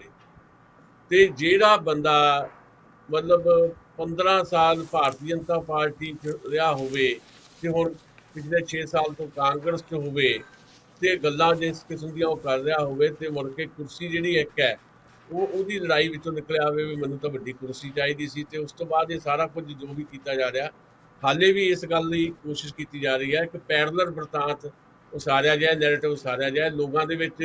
ਜੇ ਕੈਪਟਨ ਦੇ ਖਿਲਾਫ ਨਾਰਾਜ਼ਗੀ ਆ ਤਾਂ ਫਿਰ ਨਵਜੋਤ ਸਿੰਘ ਸਿੱਧੂ ਦੇ ਨਾਂ ਤੇ ਲੋਕ ਵੋਟ ਪਾ ਦੇਣ। ਮੈਂ ਵਾਕ ਵਰਤਿਆ ਸੀ ਸ਼ਾਇਦ ਪਿਛਲੇ ਪ੍ਰੋਗਰਾਮਾਂ ਦੇ ਵਿੱਚ ਵੀ ਜਿਹੜੇ ਪੁਰਾਣੇ ਜਾਲ ਜਿਹੜੇ ਆ ਉਹ ਜਦੋਂ ਛਲਣੀ ਹੋ ਜਾਂਦੇ ਆ, ਲੋਕਾਂ ਨੂੰ ਪਤਾ ਲੱਗ ਜਾਂਦਾ ਅਸੀਂ ਇਸ ਜਾਲ 'ਚ ਨਹੀਂ ਫਸਣਾ, ਤਾਂ ਫਿਰ ਨਵਾਂ ਜਾਲ ਬਣਿਆ ਜਾਂਦਾ। ਨਵਜੋਤ ਸਿੰਘ ਸਿੱਧੂ, ਰਾਹੁਲ ਗਾਂਧੀ ਤੇ ਪ੍ਰਿੰਕਾ ਗਾਂਧੀ ਦਾ ਜਾਂ ਕਹਿ ਲਓ ਕਾਂਗਰਸ ਹਾਈਕਮਾਨ ਦਾ ਪੰਜਾਬੀਆਂ ਵਾਸਤੇ ਨਵਾਂ ਜਾਲ ਆ, ਤੇ ਨਵੇਂ ਜਾਲ ਜਿਹੜੇ ਹੁੰਦੇ ਆ ਉਹ ਹਮੇਸ਼ਾ ਹੀ ਜ਼ਿਆਦਾ ਖਤਰਨਾਕ ਹੁੰਦੇ ਆ। ਮਸਲਾ ਇਹੀ ਹੈ। ਬਿਲਕੁਲ ਠੀਕ ਕਹਿ ਰਹੇ ਹੋ ਤੁਸੀਂ, ਪਰ ਜਿੱਥੋਂ ਤੱਕ ਜਿਹੜੀ ਕੁਰਸੀ ਦੀ ਯੁੱਧ ਉਹਨੇ ਲੜਿਆ, ਜਿਸ 'ਚ ਉਹਨੂੰ ਸਕਸੈਸ ਵੀ ਮਿਲੀ ਆ, ਜਿਹੜੇ ਮਸਲੇ ਉਹਨੇ ਉਭਾਰੇ ਸੀਗੇ ਪਿਛਲੇ ਲੰਬਿਆਂ ਸਮਿਆਂ ਤੋਂ, ਜੇ ਉਹਨਾਂ ਮਸਲਿਆਂ 'ਤੇ ਉਹ ਖੜਾ ਰਹਿੰਦਾ, ਸਰਕਾਰ ਨੂੰ ਮਜਬੂਰ ਕਰਦਾ ਹੈ ਕਿ ਇਹ ਚੀਜ਼ਾਂ ਸੋਲਵ ਹੋਣ। ਜਿਵੇਂ ਬੇਰੁਜ਼ਗਾਰੀ ਦਾ ਮਸਲਾ ਆ, ਉਹ ਜਿਵੇਂ ਕਿਸਾਨਾਂ ਦੀ ਡੈਥ ਹੋਈ ਆ, ਉਹਨਾਂ ਨੂੰ ਮੁਆਵਜ਼ੇ ਦਾ ਮਸਲਾ ਆ, ਜੇ ਉਹ ਪ੍ਰੈਸ਼ਰ ਨਾਲ ਕੁਛ ਨਾ ਕੁਛ ਲੋਕਾਂ ਨੂੰ ਪਹੁੰਚਦਾ ਆ, ਮਿਲਦਾ ਆ, ਜਿਹੜੇ ਈਈਟੀ ਅਧਿਆਪਕ ਆ ਜਾਂ ਜਿਹੜੇ ਬੀਐਡ ਵਾਲਿਆਂ ਨੂੰ ਰੁਜ਼ਗਾਰ ਮਿਲਿਆ ਹੋਇਆ, ਸਰਕਾਰ ਉਹਨਾਂ ਨੂੰ ਸਟੇਸ਼ਨ ਨਹੀਂ ਅਲਾਟ ਕਰ ਰਹੀ, ਖਰਾਬ ਕਰ ਰਹੀ ਸੀਗੀ, ਉਹਨਾਂ ਨੂੰ ਜੌਬ ਮਿਲਦੀ ਆ, ਜੋ ਕਹਿੰਦਾ ਹੈ ਕਿ ਸੜਕਾਂ 'ਤੇ ਜਿਹੜੇ ਲੋਕ ਕੁੱਟ ਖਾ ਰਹੇ ਰੋਜ਼, ਉਹਨਾਂ ਬਾਰੇ ਮੈਂ ਚਿੰਤਾਤ ਰਿਹਾ ਹੈ ਜਾਂ ਨਹੀਂ। ਪਰ ਜੇ ਉਹਦੇ ਪ੍ਰੈਸ਼ਰ ਨਾਲ ਕੁਝ ਲੋਕਾਂ ਦਾ ਸੌਰਦਾ ਆ, ਤੇ ਇਸ ਵਰਤਾਰੇ ਨੂੰ ਆਪਾਂ ਕਿਸੇ ਨਾ ਕਿਸੇ ਤਰ੍ਹਾਂ, ਮੈਨੂੰ ਲੱਗਦਾ ਵੀ ਆਪਾਂ ਨਿੰਦਣ ਵਾਲੇ ਪਾਸੇ ਨਾ ਵੀ ਜਾਈਏ, ਕਿਉਂਕਿ ਸਾਡੇ ਕੋਲ ਕੋਈ ਉਹਦਾ ਬਦਲ ਨਹੀਂ ਆ। ਸਾਡੇ ਕੋਲ ਜਾਂ ਤਾਂ ਕੋਈ ਬਦਲ ਹੋਵੇ ਵੀ ਨਹੀਂ ਜੀ ਸਿੱਧੂ ਤੇ ਪਰਖਿਆ ਹੋਇਆ ਬੰਦਾ, ਪਰਖੇ ਸਾਰੇ ਹੀ ਨੇ, ਤੇ ਫਿਰ ਆਪਾਂ ਬਦਲ ਬਾਰੇ ਗੱਲ ਕਰੀਏ ਵੀ ਨਹੀਂ ਜੀ ਇਹਦਾ ਬਦਲ ਆ ਹੈਗਾ ਇਸ ਵੇਲੇ, ਤੇ ਜੇ ਲੋਕ ਆਹ ਸੋਚ ਰੱਖਣ ਤੇ ਕੰਮ ਹੋ ਸਕਦਾ। ਜਿਹੜਾ ਆਪਣਾ ਮੀਡੀਆ ਦਾ ਕੰਮ ਹੈ ਕਿ ਆਪਾਂ ਉਹਦੇ 'ਚੋਂ ਪੁਣ-ਛਾਣ ਕਰਕੇ ਲੋਕਾਂ ਨੂੰ ਜਿੰਨੀ ਕੁ ਸਾਡੀ ਸਮਝ ਆ ਉਹਦੇ ਮੁਤਾਬਕ ਦੱਸ ਸਕੀਏ ਕਿ ਇੱਥੇ ਸਹੀ ਲੀਡਰਸ਼ਿਪ ਇਸ ਵੇਲੇ ਕਿਹਦੇ ਕੋਲ ਆ। ਪਰ ਚਾਰੇ ਪਾਸੇ ਤਾਂ ਇੱਕੋ ਜਿਹੀ ਨੇਰਗਰਦੀ ਆ, ਉਹਦੇ ਵਿੱਚ ਹੀ ਜੇ ਕੋਈ ਬੰਦੇ ਕੋਲੋਂ ਥੋੜ੍ਹੀ ਬਹੁਤੀ ਉਮੀਦ ਬੱਝੇ ਜੇ ਲੋਕਾਂ ਨੂੰ, ਤੇ ਉਹਦੇ ਵਿੱਚ ਵੀ ਕੀ ਬੁਰਾਈ ਆ। ਦੇਖੋ ਸਾਡੇ ਕੋਲ ਬਦਲ ਨਹੀਂ ਆ, ਪਰ ਸਾਡੇ ਕੋਲ ਸਾਡੀ ਜ਼ਿੰਮੇਵਾਰੀ ਤਾਂ ਹੈ ਨਾ, ਅਸੀਂ ਲੋਕਾਂ ਨੂੰ ਇਹ ਤਾਂ ਦੱਸਾਂਗੇ ਵੀ ਸਾਰੇ ਇੱਕੋ ਜਿਹੇ ਆ। ਇਹ ਇਸੇ ਕਰਕੇ ਮੈਂ ਕਹਿ ਰਿਹਾ ਵੀ ਸਾਨੂੰ ਦੱਸਣਾ ਤਾਂ ਪਏਗਾ ਵੀ ਇਹ ਨਵਾਂ ਜਾਲ ਆ ਭਾਈ ਤੁਹਾਡੇ ਵਾਸਤੇ, ਤੇ ਇਹ ਸ਼ਾਇਦ ਪੁਰਾਣੇ ਜਾਲ ਤੋਂ ਵੀ ਜ਼ਿਆਦਾ ਖਤਰਨਾਕ ਹੈ। ਕੈਪਟਨ ਅਮਰਿੰਦਰ ਵੀ ਆਪਣੀ ਪੋਲਿਟਿਕਸ ਉਸੇ ਢੰਗ ਨਾਲ ਡਿਜ਼ਾਈਨ ਕਰ ਰਹੇ ਆ। ਕੰਮ ਤਾਂ ਜਿਹੜੇ ਆ ਇਲੈਕਸ਼ਨ ਈਅਰ ਆ, ਚੋਣਾਂ ਦਾ ਵਰ੍ਹਾ ਆ, ਇਹਦੇ 'ਚ ਬਹੁਤੇ ਕੰਮ ਤਾਂ ਇੱਦਾਂ ਦੇ ਕਰਨੇ ਹੀ ਹੁੰਦੇ ਆ ਸਰਕਾਰ ਨੇ, ਚੋਣ ਜ਼ਾਬਤਾ ਲੱਗਣ ਤੋਂ ਪਹਿਲਾਂ ਲੋਕਾਂ ਨੂੰ ਖੁਸ਼ ਕਰਨ ਵਾਸਤੇ। ਉਹ ਇਹ ਨਹੀਂ ਆ ਕਿ ਬਈ ਇਹ ਨਵਜੋਤ ਸਿੰਘ ਸਿੱਧੂ ਦੇ ਦਬਾਅ ਦੇ ਨਾਲ ਕੋਈ ਕੈਪਟਨ ਅਮਰਿੰਦਰ ਕੋਈ ਚੇਂਜ ਕਰਕੇ ਕੋਈ ਕੰਮ ਕਰ ਦੇਣਗੇ। ਜਿਹੜਾ ਕਰਨਾ ਸੀ ਉਹਨਾਂ ਨੇ ਕਰਤਾ। 2 ਸਾਲ 9 ਮਹੀਨੇ ਬਾਅਦ ਜੌੜਾ ਰੇਲਵੇ ਫਾਟਕ ਵਾਲਾ ਹਾਦਸਾ ਜਿਹੜਾ ਹੋਇਆ, ਉਹਦੇ ਜਿਹੜੇ ਮ੍ਰਿਤਕ ਆ ਉਹਨਾਂ ਦੇ ਪਰਿਵਾਰਕ ਮੈਂਬਰਾਂ ਨੂੰ ਨੌਕਰੀ ਦੇਣ ਦਾ ਸਿਲਸਿਲਾ ਆਰੰਭ ਦਿੱਤਾ ਗਿਆ 2 ਸਾਲ 9 ਮਹੀਨੇ ਬਾਅਦ। ਵਾਅਦੇ ਕਿਹਨੇ ਕੀਤੇ ਸੀ? ਵਾਅਦੇ ਕੀਤੇ ਸੀ ਨਵਜੋਤ ਸਿੰਘ ਸਿੱਧੂ ਨੇ ਉਦੋਂ, ਜਦੋਂ ਹਾਦਸਾ ਹੋਇਆ ਬੀਬੀ ਨਵਜੋਤ ਕੌਰ ਸਿੱਧੂ ਉੱਥੇ ਦੀ ਕਿਉਂਕਿ ਹਲਕੇ ਦੀ ਵਿਧਾਇਕ ਆ, ਤੇ ਉਹ ਉੱਥੇ ਮੁੱਖ ਮਹਿਮਾਨ ਸੀ। ਦੁਸਹਿਰੇ ਵਾਲੇ ਦਿਨ ਜਦੋਂ ਕਹਿ ਲਓ ਰਾਵਣ ਦਹਨ ਹੋ ਰਿਹਾ ਸੀ ਤੇ ਉਹ ਹਾਦਸਾ ਵਾਪਰ ਗਿਆ, 58 ਲੋਕ ਮਰੇ, ਤੇ ਮੁੱਖ ਮਹਿਮਾਨ ਸੀ ਨਵਜੋਤ ਕੌਰ ਸਿੱਧੂ। ਬਾਅਦ 'ਚ ਉੱਥੇ ਦੇ ਲੋਕਾਂ ਨਾਲ ਵਾਅਦੇ ਕੀਤੇ ਨਵਜੋਤ ਸਿੰਘ ਸਿੱਧੂ ਨੇ, ਪਰ ਪੂਰਾ ਇੱਕ ਵੀ ਵਾਅਦਾ ਨਹੀਂ ਕੀਤਾ। 2 ਸਾਲ 9 ਮਹੀਨੇ ਲੰਘ ਗਏ, ਮੰਤਰੀ ਵੀ ਰਹੇ, ਤੁਹਾਨੂੰ ਪਤਾ ਹੀ ਹੈ ਨਾ, ਮੰਤਰੀ ਤਾਂ ਰਹੇ ਨਾ 2 ਸਾਲ ਉਹ ਵੀ, ਤੇ ਕੁਝ ਨਹੀਂ ਕੀਤਾ। ਹੁਣ ਕੈਪਟਨ ਅਮਰਿੰਦਰ ਨੇ ਨਹਿਲੇ ਤੇ ਨਹਿਲਾ ਮਾਰਿਆ, ਬਕਾਇਦਾ ਐਲਾਨ ਕੀਤਾ ਵੀ ਜਿਹੜੇ ਮ੍ਰਿਤਕ ਹੈ ਉਹਨਾਂ ਦੇ ਪਰਿਵਾਰਾਂ ਨੂੰ ਨੌਕਰੀ ਦੇਵਾਂਗੇ, ਤੇ ਉਹਦਾ ਸਿਲਸਿਲਾ ਵੀ ਆਰੰਭ ਦਿੱਤਾ। ਡੀਸੀਜ਼ ਨੂੰ ਡਾਇਰੈਕਸ਼ਨਸ ਦੇ ਦਿੱਤੀਆਂ, ਉਹ ਪ੍ਰੋਸੈਸ ਸ਼ੁਰੂ ਹੋ ਗਿਆ। ਯਾਨੀ ਇੱਕ ਕਿਸਮ ਦਾ ਅੰਮ੍ਰਿਤਸਰ ਦੇ ਵਿੱਚ ਘੇਰਾਬੰਦੀ ਨਵਜੋਤ ਸਿੰਘ ਸਿੱਧੂ ਦੀ। ਇਹ ਕੰਮ ਕਰਨ ਦਾ ਉਹਦਾ ਆਪਣਾ ਕੈਪਟਨ ਅਮਰਿੰਦਰ ਦਾ ਤਰੀਕਾ। ਬਾਕੀ ਕੰਮ ਵੀ ਉਹ ਆਪਣੇ ਤਰੀਕੇ ਨਾਲ ਕਰਨ ਜਾਂ ਨਾ ਕਰਨ, ਇਹ ਉਹਨਾਂ ਤੇ ਹੈ। ਕਾਂਗਰਸ ਪਾਰਟੀ ਦੇ ਅੰਦਰ ਕੀ ਹੁੰਦਾ, ਹੋਰ ਕੀ ਨਹੀਂ ਹੁੰਦਾ, ਇਹ ਉਹਨਾਂ ਦੀ ਅੰਦਰੂਨੀ ਜਿਹੜੀ ਜੰਗ ਆ ਉਹ ਕਿੰਨੀ ਕੁ ਜ਼ਿਆਦਾ ਫੁੱਟ ਦੇ ਰੂਪ 'ਚ ਨਿਕਲ ਕੇ ਆਉਂਦੀ ਹੈ। ਕੋਈ ਇਹਦੇ 'ਚੋਂ ਬਿਹਤਰ ਕਿਸਮ ਦਾ ਪੰਜਾਬੀਆਂ ਵਾਸਤੇ ਭਲੇ ਕਰਨ ਵਾਲਾ ਕੋਈ ਲੀਡਰ ਕੋਈ ਇੱਕ ਨਿਕਲ ਆਊਗਾ, ਇਹਦੀ ਮੈਨੂੰ ਕਦੀ ਵੀ ਸੰਭਾਵਨਾ ਨਹੀਂ ਲੱਗਦੀ ਹੁੰਦੀ। ਕਿਉਂਕਿ ਇਹ ਮੈਂ ਇੱਦਾਂ ਸਮਝਦਾ ਵੀ ਇਹ ਲੋਕ ਪਹਿਲਾਂ ਕੈਪਟਨ ਅਮਰਿੰਦਰ ਨੇ, ਉਸ ਤੋਂ ਪਹਿਲਾਂ ਬਾਦਲਾਂ ਨੇ, ਉਸ ਤੋਂ ਪਹਿਲਾਂ ਕੈਪਟਨ ਨੇ, ਉਸ ਤੋਂ ਪਹਿਲਾਂ ਵੀ ਬਾਦਲਾਂ ਨੇ, ਲੋਕ ਮੂਰਖ ਬਣਾਏ ਆ, ਤੇ ਹੁਣ ਨਵਜੋਤ ਸਿੰਘ ਸਿੱਧੂ ਲੋਕਾਂ ਨੂੰ ਮੂਰਖ ਬਣਾ ਰਿਹਾ। ਅਸੀਂ ਕਿੰਨਾ ਕੁ ਚਿਰ ਮੂਰਖ ਬਣੀ ਜਾਣਾ ਇਹ ਸੋਚ ਕੇ ਵੀ ਨਹੀਂ ਇਹ ਕਰੂਗਾ ਕੁਝ। ਆਹੀ ਤਾਂ ਉਹਨਾਂ ਦੀ ਗੇਮ ਹੈ ਵੀ ਲੋਕਾਂ 'ਚ ਇਹ ਗੱਲ ਪੈਦਾ ਕਰ ਦਿਓ ਵੀ ਲਓ ਕੈਪਟਨ ਨੇ ਕੁਝ ਨਹੀਂ ਕੀਤਾ, ਨਵਜੋਤ ਸਿੰਘ ਸਿੱਧੂ ਕਰੂਗਾ, ਕਾਂਗਰਸ ਫਿਰ ਤੋਂ ਰਿਪੀਟ ਹੋ ਜਾਏ। ਬਦਲ ਵੀ ਹੈ ਨਹੀਂ ਕੋਈ, ਇਹ ਵੀ ਗੱਲ ਤੁਹਾਡੀ ਠੀਕ ਹੈ, ਪਰ ਬਦਲ ਨਾ ਹੋਣ ਦਾ ਮਤਲਬ ਇਹ ਥੋੜ੍ਹਾ ਆ ਵੀ ਅਸੀਂ ਜਿਹੜੀ ਜ਼ਿੰਮੇਵਾਰੀ ਹੈ ਸਾਡੀ ਉਹ ਨਾ ਨਿਭਾਈਏ। ਸਾਡੀ ਤਾਂ ਜ਼ਿੰਮੇਵਾਰੀ ਹੈ ਸੱਚ ਦੱਸਣਾ ਵੀ ਬਦਲ ਬਣਾਓ ਭਾਈ, ਲੜੋ, ਜਨਤਕ ਸੰਘਰਸ਼ਾਂ ਤੇ ਟੇਕ ਰੱਖੋ। ਚੋਣਾਂ ਤੇ ਬਹੁਤੀ ਟੇਕ ਰੱਖਣ ਦੀ ਲੋੜ ਨਹੀਂ ਹੈ, ਲੜਨਾ ਹੀ ਪੈਣਾ ਚਾਹੇ ਕੋਈ ਸਰਕਾਰ ਆ ਜਾਏ। ਇਹ ਹੈ ਇਸ ਵੇਲੇ ਦਾ ਸੱਚ। ਨਹੀਂ, ਪਰ ਆਪਾਂ ਨੂੰ ਕੀ ਕਾਲ ਦੇਣੀ ਚਾਹੀਦੀ ਹੈ ਇਸ ਮੂਵਮੈਂਟ ਦੇ ਉੱਤੇ ਕਿ ਲੋਕ ਬਾਈਕਾਟ ਕਰ ਦੇਣ ਇਲੈਕਸ਼ਨ ਦਾ, ਇਲੈਕਸ਼ਨ 'ਚ ਨਾ ਬਾਈਕਾਟ ਤਾਂ ਜਾਣ, ਕਦੇ ਕਿਸੇ ਲੀਡਰ ਨਾਲ ਕੋਈ ਗੱਲ ਨਾ ਬਾਈਕਾਟ ਕਰਨ, ਕਿਸੇ ਤੋਂ ਕੋਈ ਉਮੀਦ ਨਹੀਂ, ਤੇ ਇਸ ਕਰਕੇ ਇਲੈਕਸ਼ਨ ਦਾ ਬਾਈਕਾਟ ਕਰ ਦਿੱਤਾ ਜਾਵੇ, ਮਤਲਬ ਲੋਕਤੰਤਰ 'ਚ ਪੋਸੀਬਲ ਹੈ? ਨਹੀਂ, ਬਾਈਕਾਟ ਦਾ ਤਾਂ ਕੋਈ ਮਸਲਾ ਹੀ ਨਹੀਂ, ਬਾਈਕਾਟ ਤਾਂ ਕਦੀ ਕੀਤਾ ਹੀ ਨਹੀਂ ਜਾਣਾ ਚਾਹੀਦਾ। ਹਾਂਜੀ। ਬਾਈਕਾਟ ਤਾਂ ਜਿਹੜੀ ਸੱਤਾ ਹੁੰਦੀ ਉਹਨੂੰ ਬਰਕਰਾਰ ਰੱਖਣ ਦਾ ਕਾਰਨ ਬਣਦਾ ਹੁੰਦਾ। ਹੂੰ। ਜੇ ਮਤਲਬ ਤੁਸੀਂ ਬਾਈਕਾਟ ਦੇਖਿਆ ਹੀ ਹੈ ਨਾ, ਆਪਾਂ ਸ਼੍ਰੋਮਣੀ ਅਕਾਲੀ ਦਲ ਨੇ ਬਾਈਕਾਟ ਕਰ ਦਿੱਤਾ, ਕਾਂਗਰਸ ਦੀ ਸਰਕਾਰ ਰਿਪੀਟ ਹੋ ਗਈ, ਕੀ ਫਰਕ ਪੈ ਗਿਆ? ਜਦੋਂ ਬਾਈਕਾਟ ਕੀਤਾ ਸੀ, ਜਦੋਂ ਮੈਨੂੰ ਹੁਣ ਸਾਲ ਯਾਦ ਨਹੀਂ, ਜਦੋਂ ਬੀਐਸਪੀ ਦੇ 9 ਵਰਕਰ ਜਿਹੜੇ ਨਿਊਜ਼ਵੈਲ ਦੇ ਵਿੱਚ ਕਤਲ ਕੀਤੇ ਗਏ ਤੇ ਹਜ਼ਾਰ ਵੋਟ ਲੈ ਕੇ ਲੋਕ ਐਮਐਲਏ ਬਣ ਗਏ, ਕੀ ਫਰਕ ਪੈ ਗਿਆ? ਸਟੇਟ ਤਾਂ ਫਿਰ ਸਟੇਟ ਹੀ ਰਹੀ ਨਾ। 92 ਦੀ ਇਲੈਕਸ਼ਨ ਦੀ ਗੱਲ ਕਰ ਰਹੇ ਹੋ ਤੁਸੀਂ, ਜਦੋਂ ਬਾਕੀ ਧਿਰਾਂ ਨੇ ਬਾਈਕਾਟ ਕੀਤਾ ਸੀ ਤੇ ਬੇਅੰਤ ਸਿੰਘ ਦੀ ਸਰਕਾਰ ਬਣੀ ਸੀਗੀ। ਜੀ, ਬੇਅੰਤ ਸਿੰਘ ਦੀ ਸਰਕਾਰ ਬਣ ਗਈ, ਕੀ ਹੋਰ ਜ਼ਿਆਦਾ ਫਿਰ ਸਗੋਂ ਬੇਅੰਤ ਸਿੰਘ ਨੂੰ ਹੋਰ ਜ਼ਿਆਦਾ ਕਿਹਾ ਗਿਆ ਵੀ ਇਹ ਬਿਲਕੁਲ ਹੀ ਜਾਬਰ ਕਿਸਮ ਦਾ ਭਾਈ ਮੁੱਖ ਮੰਤਰੀ ਪੰਜਾਬ 'ਚ ਬਣ ਗਿਆ। ਫਰਕ ਨਹੀਂ ਪਿਆ ਨਾ, ਬਾਈਕਾਟ ਨਾਲ ਕੋਈ ਫਰਕ ਨਹੀਂ ਪੈਂਦਾ ਹੁੰਦਾ। ਹਾਂ, ਇਹ ਜ਼ਰੂਰ ਹੈ ਕਿ ਤੁਸੀਂ ਲੋਕਾਂ ਨੂੰ ਇਹ ਜ਼ਰੂਰ ਕਹੋ ਵੀ ਹਾਂ ਵੀ ਭਾਈ ਤੁਹਾਡਾ ਇੱਥੇ ਛੁਟਕਾਰਾ ਨਹੀਂ ਹੈ, ਹਾਲੇ ਵੀ ਨਹੀਂ ਆ, ਆਉਣ ਵਾਲੇ ਕਈ ਸਾਲਾਂ ਤੱਕ ਕੋਈ ਛੁਟਕਾਰਾ ਨਹੀਂ ਹੈ। ਇਸ ਕਰਕੇ ਲੋਕ ਸੰਘਰਸ਼ਾਂ ਤੇ ਟੇਕ ਰੱਖਣ ਦੀ ਜ਼ਰੂਰਤ ਹੈ, ਇਹਨਾਂ ਦੇ ਜਾਲ 'ਚ ਫਸਣ ਦੀ ਜ਼ਰੂਰਤ ਨਹੀਂ ਹੈ। ਤੁਸੀਂ ਪਿਕਟ ਚੂਜ਼ ਕਰ ਸਕਦੇ ਹੋ, ਤੁਸੀਂ ਆਪਣੇ ਹਲਕੇ ਦੇ ਹਿਸਾਬ ਦੇ ਨਾਲ ਦੇਖ ਸਕਦੇ ਹੋ। ਸਵਾਲ ਤਾਂ ਉਹੀ ਹੈ ਜਿਹੜਾ ਅਸੀਂ ਕਹਿੰਦੇ ਹੁੰਦੇ ਆ ਵੀ ਇੱਥੇ ਲੜਾਈ ਬੁਰੇ ਤੇ ਬਹੁਤ ਬੁਰੇ ਦੇ ਵਿੱਚ ਹੈ। ਫਿਰ ਤੁਸੀਂ ਦੇਖ ਲੈ ਹੁੰਦੇ ਆ ਵੀ ਭਾਈ ਉਹ ਇਹ ਤਾਂ ਜ਼ਿਆਦਾ ਹੀ ਬੁਰਾ ਹੈ, ਇਹਨੂੰ ਆਹੀ ਚੰਗਾ ਆ। ਜਾਂ ਕਈ ਵਾਰੀ ਇਹ ਹੁੰਦਾ ਵੀ ਇੰਡੀਪੈਂਡੈਂਟ ਵੀ ਕੁਝ ਲੋਕ ਚੰਗੇ ਹੁੰਦੇ ਆ ਜਿਹੜੇ ਤੁਹਾਡੇ ਹਲਕੇ ਦੀ ਸੇਵਾ ਕਰਨ ਵਾਲੇ ਹੋ ਸਕਦੇ ਆ, ਤੇ ਪਿਕਟ ਚੂਜ਼ ਹੀ ਹੋ ਸਕਦਾ। ਪਰ ਤੁਸੀਂ ਇੱਦਾਂ ਨਹੀਂ ਅਸੀਂ ਕਰ ਸਕਦੇ ਵੀ ਹਾਂ ਵੀ ਅਸੀਂ ਆਪਣਾ ਪ੍ਰੋਗਰਾਮ ਕਰ ਰਹੇ ਹੋਈਏ ਤੇ ਅਸੀਂ ਕਹੀਏ ਵੀ ਹਾਂ ਵੀ ਨਵਜੋਤ ਸਿੰਘ ਸਿੱਧੂ ਆ ਗਿਆ ਜੀ, ਇੱਕ ਬੜਾ ਕਮਾਲ ਦਾ ਬੰਦਾ ਜੀ, ਬੜਾ ਵਧੀਆ ਬੋਲਦਾ, ਇਹ ਤਾਂ ਪੰਜਾਬ ਦੀ ਤਕਦੀਰ ਬਦਲ ਦੂਗਾ। ਇਹ ਸਾਰੇ ਪੰਜਾਬ ਨੂੰ ਡੋਬਣ ਵਾਲੇ ਆ। ਜਿਹੜੀ ਕਾਂਗਰਸ ਪਾਰਟੀ ਦੀ ਨੀਤੀ ਆ ਉਹ ਤੋਂ ਆਊਟ ਆਫ ਕਹਿ ਲਓ ਵੀ ਪੋਲੀਟਿਕਸ ਜਾ ਕੇ ਜਿਹੜੀ ਕਾਂਗਰਸ ਦੀ ਉਹ ਤੋਂ ਬਿਨਾਂ ਤਾਂ ਕੀ ਕੀਤਾ ਜਾ ਸਕਦਾ। ਤੇ ਇਸੇ ਕਰਕੇ ਅਸੀਂ ਕਹਿੰਦੇ ਆ ਵੀ ਨਵਜੋਤ ਸਿੰਘ ਸਿੱਧੂ ਦੀ ਤੇ ਕੈਪਟਨ ਅਮਰਿੰਦਰ ਦੀ ਲੜਾਈ ਸਿਰਫ ਕੁਰਸੀ ਦੀ ਲੜਾਈ ਆ। ਇਹ 'ਚ ਪੰਜਾਬ ਦੇ ਹਿੱਤ ਕੋਈ ਲੈ ਕੇ ਬੈਠਾ ਵੀ ਲਓ ਵੀ ਪੰਜਾਬ ਲਈ ਬੜਾ ਕੁਝ ਕਰ ਦੇਣਾ, ਇਹ ਕੁਝ ਵੀ ਨਹੀਂ ਹੈ। ਸਿਰਫ ਤੇ ਸਿਰਫ ਇਹੀ ਲੜਾਈ ਹੈ ਵੀ ਹਾਂ ਇਹਨੂੰ ਲਾ ਦੇਵਾਂ ਤੇ ਮੈਂ ਜਾ ਕੇ ਬਹਿ ਜਾਵਾਂ, ਤੇ ਦੂਜਾ ਹਾਈ ਕਮਾਨ ਹੈ ਉਹਦੇ ਪਿੱਛੇ ਵੀ ਹਾਂ ਹਾਈ ਕਮਾਨ ਨਹੀਂ ਚਾਹੁੰਦੀ ਵੀ ਕੈਪਟਨ ਅਮਰਿੰਦਰ ਨੂੰ ਬਹੁਤਾ ਦੇਰ ਹੋਰ ਬਰਦਾਸ਼ਤ ਕੀਤਾ ਜਾਏ। ਜੀ ਦਸਾਂਝ ਸਾਹਿਬ, ਜਿਹੜਾ ਸਿੱਧੂ ਵਾਲਾ ਐਪੀਸੋਡ ਹੋਇਆ ਆ, ਇਹਦੇ ਵਿੱਚ ਜਿਹੜਾ ਪਿਛਲੇ ਕੁਝ ਦਿਨਾਂ ਤੋਂ ਬਣ ਰਿਹਾ ਸੀ ਮਾਹੌਲ, ਉਹ ਸਾਰਾ ਇੱਕਦਮ ਬਦਲ ਗਿਆ। ਇਸ ਵੇਲੇ ਗੱਲ ਹੋ ਰਹੀ ਆ, ਜੇ ਜਿੰਨਾ ਮੀਡੀਆ ਆ ਜਿਸ ਤਰ੍ਹਾਂ ਦਾ ਵੀ ਹੈ ਉਹਦੇ ਤੇ ਗੱਲ ਹੋ ਰਹੀ ਆ ਸਿੱਧੂ ਇਕੱਲੇ ਦੀ, ਨਾ ਇਸ ਵੇਲੇ ਕੇਜਰੀਵਾਲ ਦੀ ਗੱਲ ਹੋ ਰਹੀ ਆ ਤੇ ਨਾ ਹੀ ਕਿਸੇ ਹੋਰ ਪੋਲੀਟੀਕਲ ਪਾਰਟੀ ਦੀ ਹੋ ਰਹੀ ਆ। ਇਹਦਾ ਮਤਲਬ ਇਹ ਹੋਇਆ ਵੀ ਜਿਹੜੇ ਜਾਲ ਉਹ ਬੁਣਨਾ ਚਾਹੁੰਦੇ ਸੀ ਉਹ ਜਾਲ ਬੁਣਨ 'ਚੋਂ ਕਾਮਯਾਬ ਹੋ ਗਏ ਆ।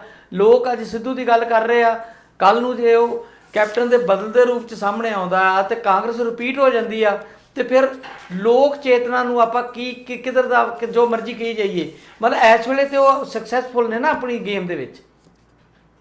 ਬਿਲਕੁਲ ਤੁਸੀਂ ਠੀਕ ਕਹਿ ਰਹੇ ਹੋ। ਦੇਖੋ, ਕਾਂਗਰਸ ਨੇ ਤਾਂ ਰਿਪੀਟ ਹੋਣਾ ਹੀ ਹੈ। ਜੇ ਅੱਜ ਦੀ ਤਰੀਕ ਦੇ ਵਿੱਚ ਵੀ ਵੋਟਾਂ ਪੈ ਜਾਣ, 100 ਤਰ੍ਹਾਂ ਦੇ ਆਪੋ ਵਿੱਚ ਇਹਨਾਂ ਦੇ ਝਗੜੇ ਹੋਣ, ਰਿਪੀਟ ਤਾਂ ਇਹਨਾਂ ਨੇ ਹੋਣਾ ਹੀ ਹੋਣਾ ਆ, ਕਿਉਂਕਿ ਸਾਹਮਣੇ ਕੁਝ ਨਹੀਂ ਹੈ। ਤੇ ਪਰ ਮਸਲਾ ਇਹ ਆ ਵੀ ਲੜਾਈ ਅਸਲ 'ਚ ਜਿਹੜਾ ਇਹ ਦੇਖ ਰਹੇ ਨਾ ਆਪਾਂ ਵੀ ਹਾਂ ਵੀ ਸਿੱਧੂ ਬੜਾ ਅਗਰੈਸਿਵ ਹੈ ਤੇ ਕੈਪਟਨ ਅਮਰਿੰਦਰ ਹਾਲੇ ਵੀ ਜਿਹੜਾ ਤਹੱਮਲ ਨਾਲ ਕੰਮ ਲੈ ਰਹੇ ਆ। ਉਹ ਸ਼ਾਇਦ ਇੱਕ ਆਪਣੇ ਤਰੀਕੇ ਦੇ ਨਾਲ ਕੋਈ ਡਿਜ਼ਾਈਨ ਕਰ ਰਹੇ ਹੋਣਗੇ। ਲੜਾਈ ਅਸਲ ਦੇ ਵਿੱਚ ਹੁਣ ਇਹ ਆ ਵੀ ਟਿਕਟਾਂ ਦੀ ਵੰਡ ਵੇਲੇ ਕਿਹੜਾ ਧੜਾ ਜ਼ਿਆਦਾ ਟਿਕਟਾਂ ਲੈ ਜਾਂਦਾ ਹੈ। ਹੁਣ ਇਹ ਜਿਹੜੇ ਗਏ ਨੇ ਨਵਜੋਤ ਸਿੰਘ ਸਿੱਧੂ ਨਾਲ ਓਪਨਲੀ, ਜਿਹੜੇ ਲੱਗਦਾ ਵੀ ਐਮਐਲਏ ਉਹਦੇ ਨਾਲ ਆ, ਉਹਨਾਂ ਦਾ ਇੱਕੋ ਇੱਕ ਟੇਕ ਹੈ ਵੀ ਜਿਹੜੇ ਰਾਹੁਲ ਗਾਂਧੀ ਤੇ ਪ੍ਰਿੰਕਾ ਗਾਂਧੀ ਆ, ਕਿਉਂਕਿ ਸੋਨੀਆ ਗਾਂਧੀ ਤਾਂ ਹੁਣ ਬਹੁਤੇ ਐਕਟਿੰਗ ਪ੍ਰਧਾਨ ਤਾਂ ਹੈਗੇ ਆ ਪਰ ਬਹੁਤੇ ਐਕਟਿਵ ਨਹੀਂ ਹੈ, ਵੀ ਟਿਕਟਾਂ ਦੀ ਵੰਡ ਵੇਲੇ ਚੱਲਣੀ ਆ ਨਵਜੋਤ ਸਿੰਘ ਸਿੱਧੂ ਦੀ। ਇਸ ਕਰਕੇ ਬਹੁਤੇ ਜਿਹੜੇ ਲੋਕ ਗਏ ਆ, ਕੁਲਵੀਰ ਸਿੰਘ ਜੀਰੇ ਨੇ ਤਾਂ ਕਹਿ ਹੀ ਦਿੱਤਾ ਇੱਕ ਦਿਨ ਕਹਿੰਦਾ ਲਓ ਜੀ ਸਾਡੀਆਂ ਹੁਣ ਸੀਟਾਂ ਪੱਕੀਆਂ ਹੋ ਗਈਆਂ, ਸਾਡੀ ਆਪੋ ਆਪਣੀ ਸੀਟ ਪੱਕੀ ਹੋ ਗਈ ਨਵਜੋਤ ਸਿੰਘ ਸਿੱਧੂ ਦੇ ਆਉਣ ਨਾਲ। ਤੇ ਸਿੱਧੂ ਸਾਹਿਬ ਹੱਸ ਰਹੇ ਕੋਲ ਬੈਠੇ।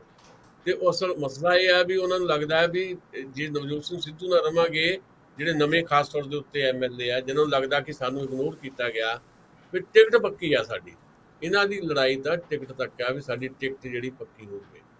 ਉਹ ਜੀਰਾ ਵੀ ਤੇ ਉਹਦੇ ਵਾਂਗੂ ਬਿਲਕੁਲ ਜੀ ਉਹ ਮੈਚੁਰ ਲੀਡਰ ਨਹੀਂ ਨਾ ਕਿਹਾ ਜਾ ਸਕਦਾ। ਉਹਦੇ ਨਾਲ ਵੀ ਕਈ ਕੁਝ ਜੁੜਿਆ, ਕਈ ਵਿਵਾਦ ਜੁੜੇ ਹੋਏ ਆ। ਔਰ ਇਹ ਕੁਝ ਕਾਂਗਰਸ ਦੇ ਵਿੱਚ ਵੀ ਕੁਝ ਇਦਾਂ ਦੇ ਲੀਡਰ ਨੇ ਜਿਹਨਾਂ ਨੂੰ ਅਭੀ ਹੋਸ਼ੇਪਣ ਤੱਕ ਜਾਂਦੇ ਆ, ਉਹ ਗੱਲ ਕਹਿ ਸਕਦੇ ਆ। ਬਹੁਤ ਮੈਚੁਰ ਲੀਡਰ ਨਹੀਂ ਨਾ ਹੈਗੇ ਕਈ ਇਸ ਤਰ੍ਹਾਂ। ਹਾਂ ਬਿਲਕੁਲ, ਫਿਰ ਦੱਸਣ ਦਾ ਮਤਲਬ ਇਹੀ ਹੈ ਕਿ ਉਹ ਸਿਰਫ ਟਿਕਟਾਂ ਤੱਕ ਖੜੇ ਆ ਵੀ ਸ਼ਾਇਦ ਸੁਣੀ ਜਾਣੀ ਆ ਹੁਣ ਨਵਜੋਤ ਸਿੰਘ ਸਿੱਧੂ ਦੀ, ਸਾਡੀ ਟਿਕਟ ਪੱਕੀ ਹੋ ਜਾਊਗੀ। ਇਸ ਤੋਂ ਬਿਨਾਂ ਕੁਝ ਨਹੀਂ ਹੈ ਇਹਨਾਂ ਦਾ, ਕੋਈ ਕਿਸੇ ਦਾ ਲੈਣਾ ਦੇਣਾ ਨਹੀਂ ਹੈ ਇਹਨਾਂ ਦਾ, ਕੋਈ ਪੱਕਾ ਧੜਾ ਵੀ ਨਹੀਂ ਹੈ। ਕਦੋਂ ਕਿਹੜੇ ਧੜੇ 'ਚ ਇਹਨਾਂ ਨੇ ਚੱਲ ਜਾਣਾ ਕੁਝ ਨਹੀਂ ਪਤਾ, ਕਦੋਂ ਕਿਹੜੀ ਪਾਰਟੀ ਚੱਲ ਜਾਣਾ ਕੁਝ ਨਹੀਂ ਪਤਾ। ਮਤਲਬ ਝੰਡਾ ਹੀ ਬਦਲਣਾ ਹੈ, ਝੰਡਾ ਹੀ ਬਦਲਣਾ ਆ, ਡੰਡਾ ਤਾਂ ਉਹੀ ਰੱਖਣਾ ਆ। ਡੰਡਾ ਹੈਗਾ ਆ, ਤੇ ਜਦੋਂ ਜੀ ਕੀਤਾ ਉਹ ਝੰਡਾ ਬਦਲ ਲਿਆ, ਬਸ ਇਹੀ ਕੁਝ ਹੈ, ਹੋਰ ਕੁਝ ਨਹੀਂ ਹੈ। ਕਿਸੇ ਕਿਸਮ ਦੀ ਸਿਧਾਂਤਕਾਰੀ ਨਹੀਂ ਹੈ।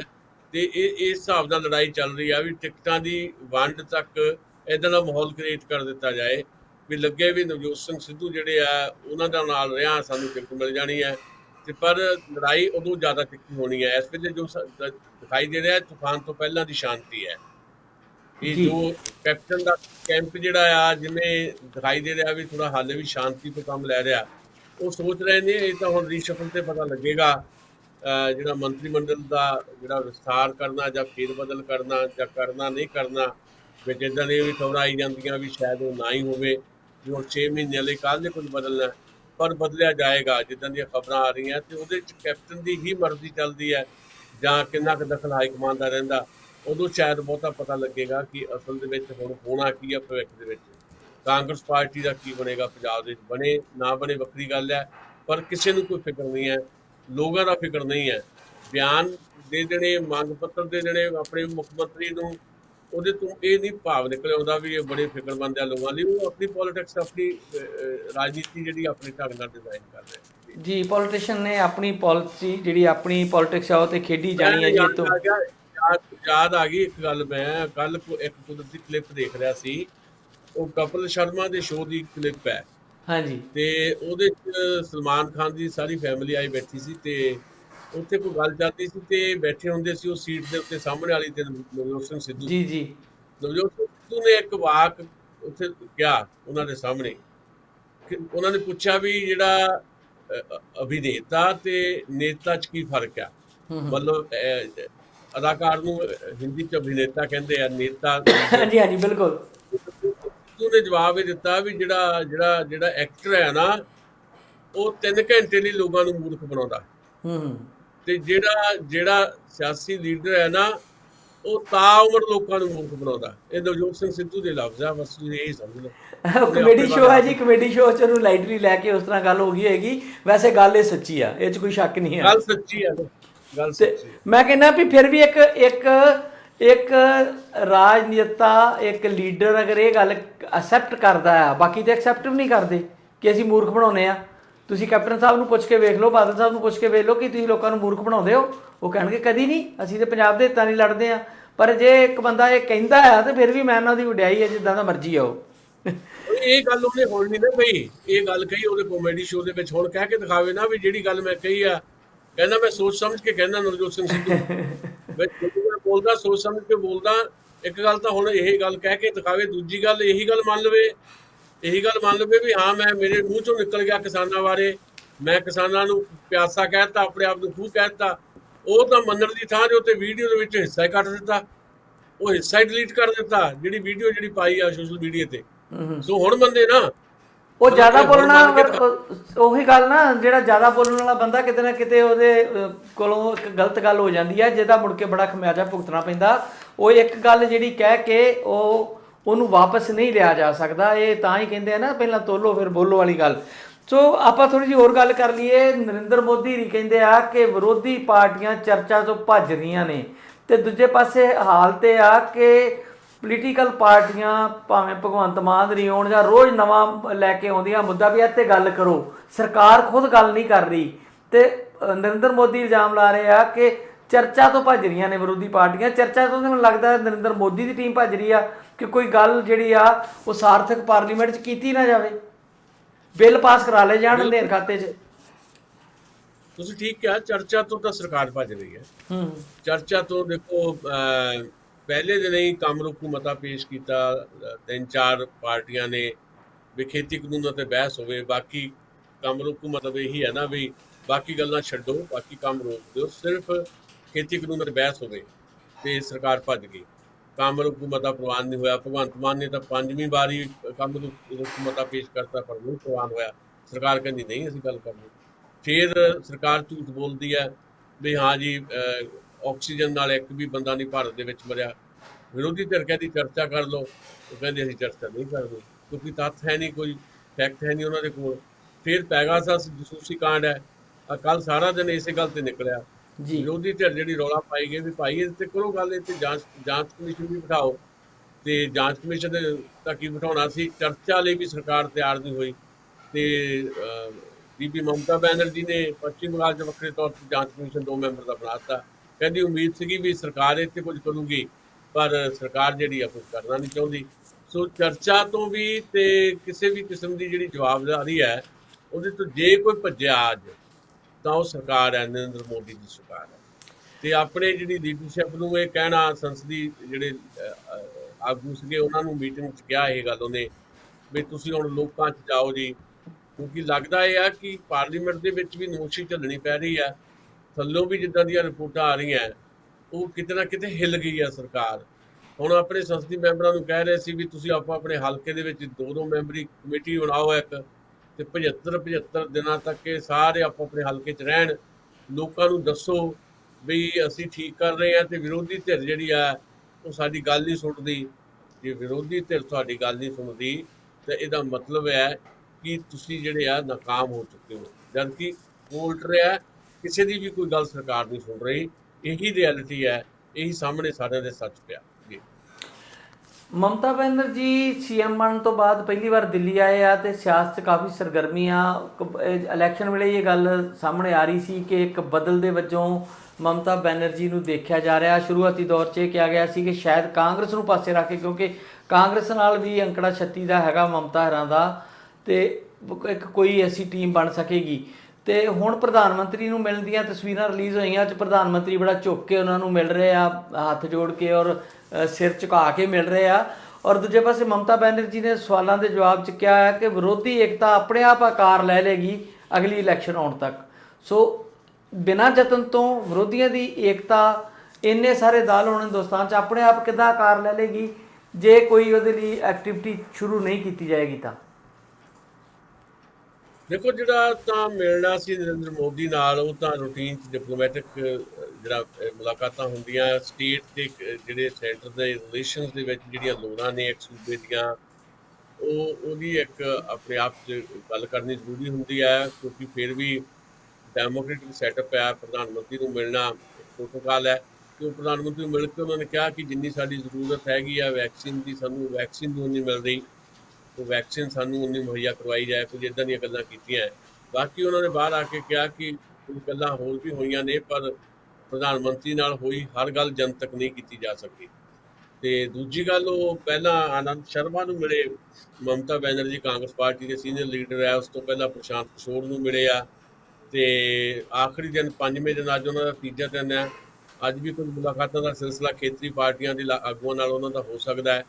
ਤੇ ਆਖਰੀ ਦਿਨ ਉਹਨਾਂ ਨੇ ਸੋਨੀਆ ਗਾਂਧੀ ਨੂੰ ਮਿਲਣਾ। ਸੋ ਇਹ ਵੱਖਰੀ ਗੱਲ ਹੈ ਕਿ ਉਹਨਾਂ ਨੇ ਕਿਹਾ ਹੋਏਗਾ ਕਿ ਵਿਰੋਧੀ ਏਕਤਾ ਆਪਣੇ ਆਪ ਆਕਾਰ ਲੈ ਲੇਗੀ, ਪਰ ਉਹ ਯਤਨ ਕਰ ਰਹੇ ਨੇ। ਉਹ ਯਤਨ ਕਿੰਨੇ ਕੁ ਜ਼ਿਆਦਾ ਫਰੂਟਫੁਲ ਸਾਬਤ ਹੁੰਦੇ ਆ। ਖੁਦ ਮਮਤਾ ਬੈਨਰਜੀ ਕੌਮੀ ਸੀਨ ਦੇ ਉੱਤੇ ਕਿਸ ਰੂਪ ਦੇ ਵਿੱਚ ਪ੍ਰਗਟ ਹੁੰਦੇ ਆ, ਤੇ ਇਹ ਦੇਖਣ ਵਾਲੀ ਗੱਲ ਰਹੇਗੀ।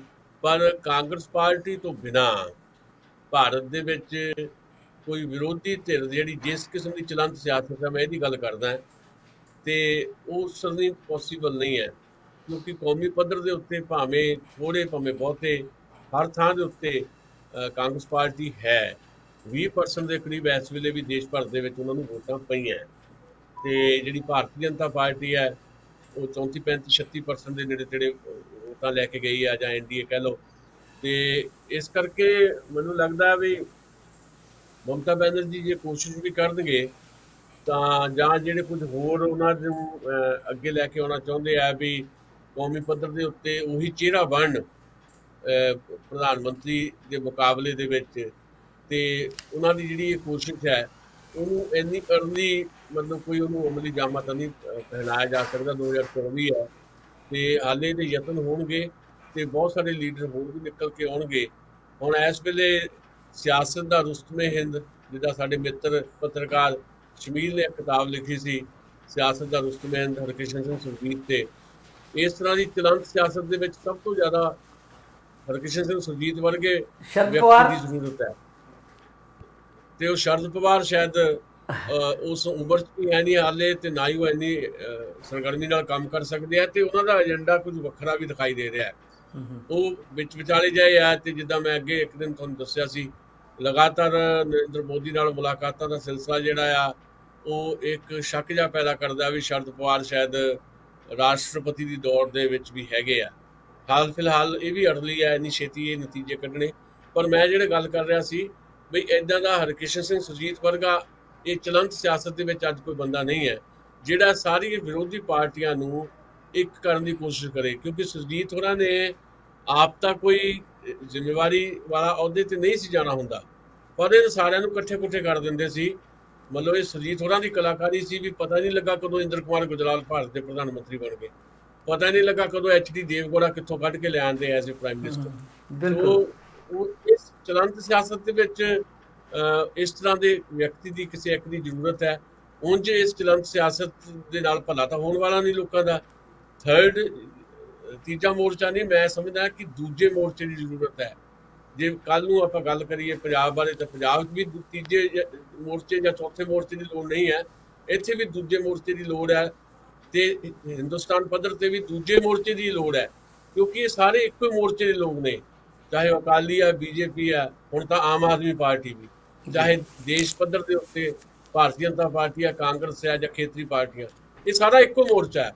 ਇਹਨਾਂ ਦੇ ਖਿਲਾਫ ਇੱਕ ਦੂਜੇ ਮੋਰਚੇ ਦੀ ਜ਼ਰੂਰਤ ਹੈ ਜਿਹੜੀ ਹਾਲੇ ਪੂਰੀ ਨਹੀਂ ਦਿਖਾਈ ਦੇ ਰਹੀ। ਦਸਾਂ ਸਾਹਿਬ, ਬਸ ਲਾਸਟ ਵਿੱਚ ਬਰੀਫ 'ਚ ਦੱਸਿਓ, ਜਿਹੜੀਆਂ ਸੰਸਦ ਚੱਲ ਰਹੀ ਆ ਕਿਸਾਨਾਂ ਦੀ ਬਾਹਰ, ਉਹਦਾ ਅੱਜ ਦੇ ਦਿਨ 'ਚ ਕਿੱਦਾਂ ਦਾ ਪ੍ਰੋਗਰਾਮ ਰਿਹਾ? ਵੂਮਨ ਵਾਲੀ ਤੇ ਆਪਾਂ ਚਰਚਾ ਕਰ ਚੁੱਕੇ ਹਾਂ ਕੱਲ੍ਹ, ਤੇ ਉਸ ਤੋਂ ਬਾਅਦ ਵੀ ਅੱਜ ਚੱਲਦੀ ਰਹੀ ਹੈ ਸੰਸਦ, ਤੇ ਉਹਦੇ ਵਿੱਚ ਕੀ ਅੱਜ ਦੀ ਰਿਪੋਰਟ ਆਈ ਹੈ, ਕਿਸ ਤਰ੍ਹਾਂ ਦੀ ਰਹੀ, ਤੇ ਕੌਣ ਲੋਕ ਸ਼ਾਮਲ ਹੋਏ?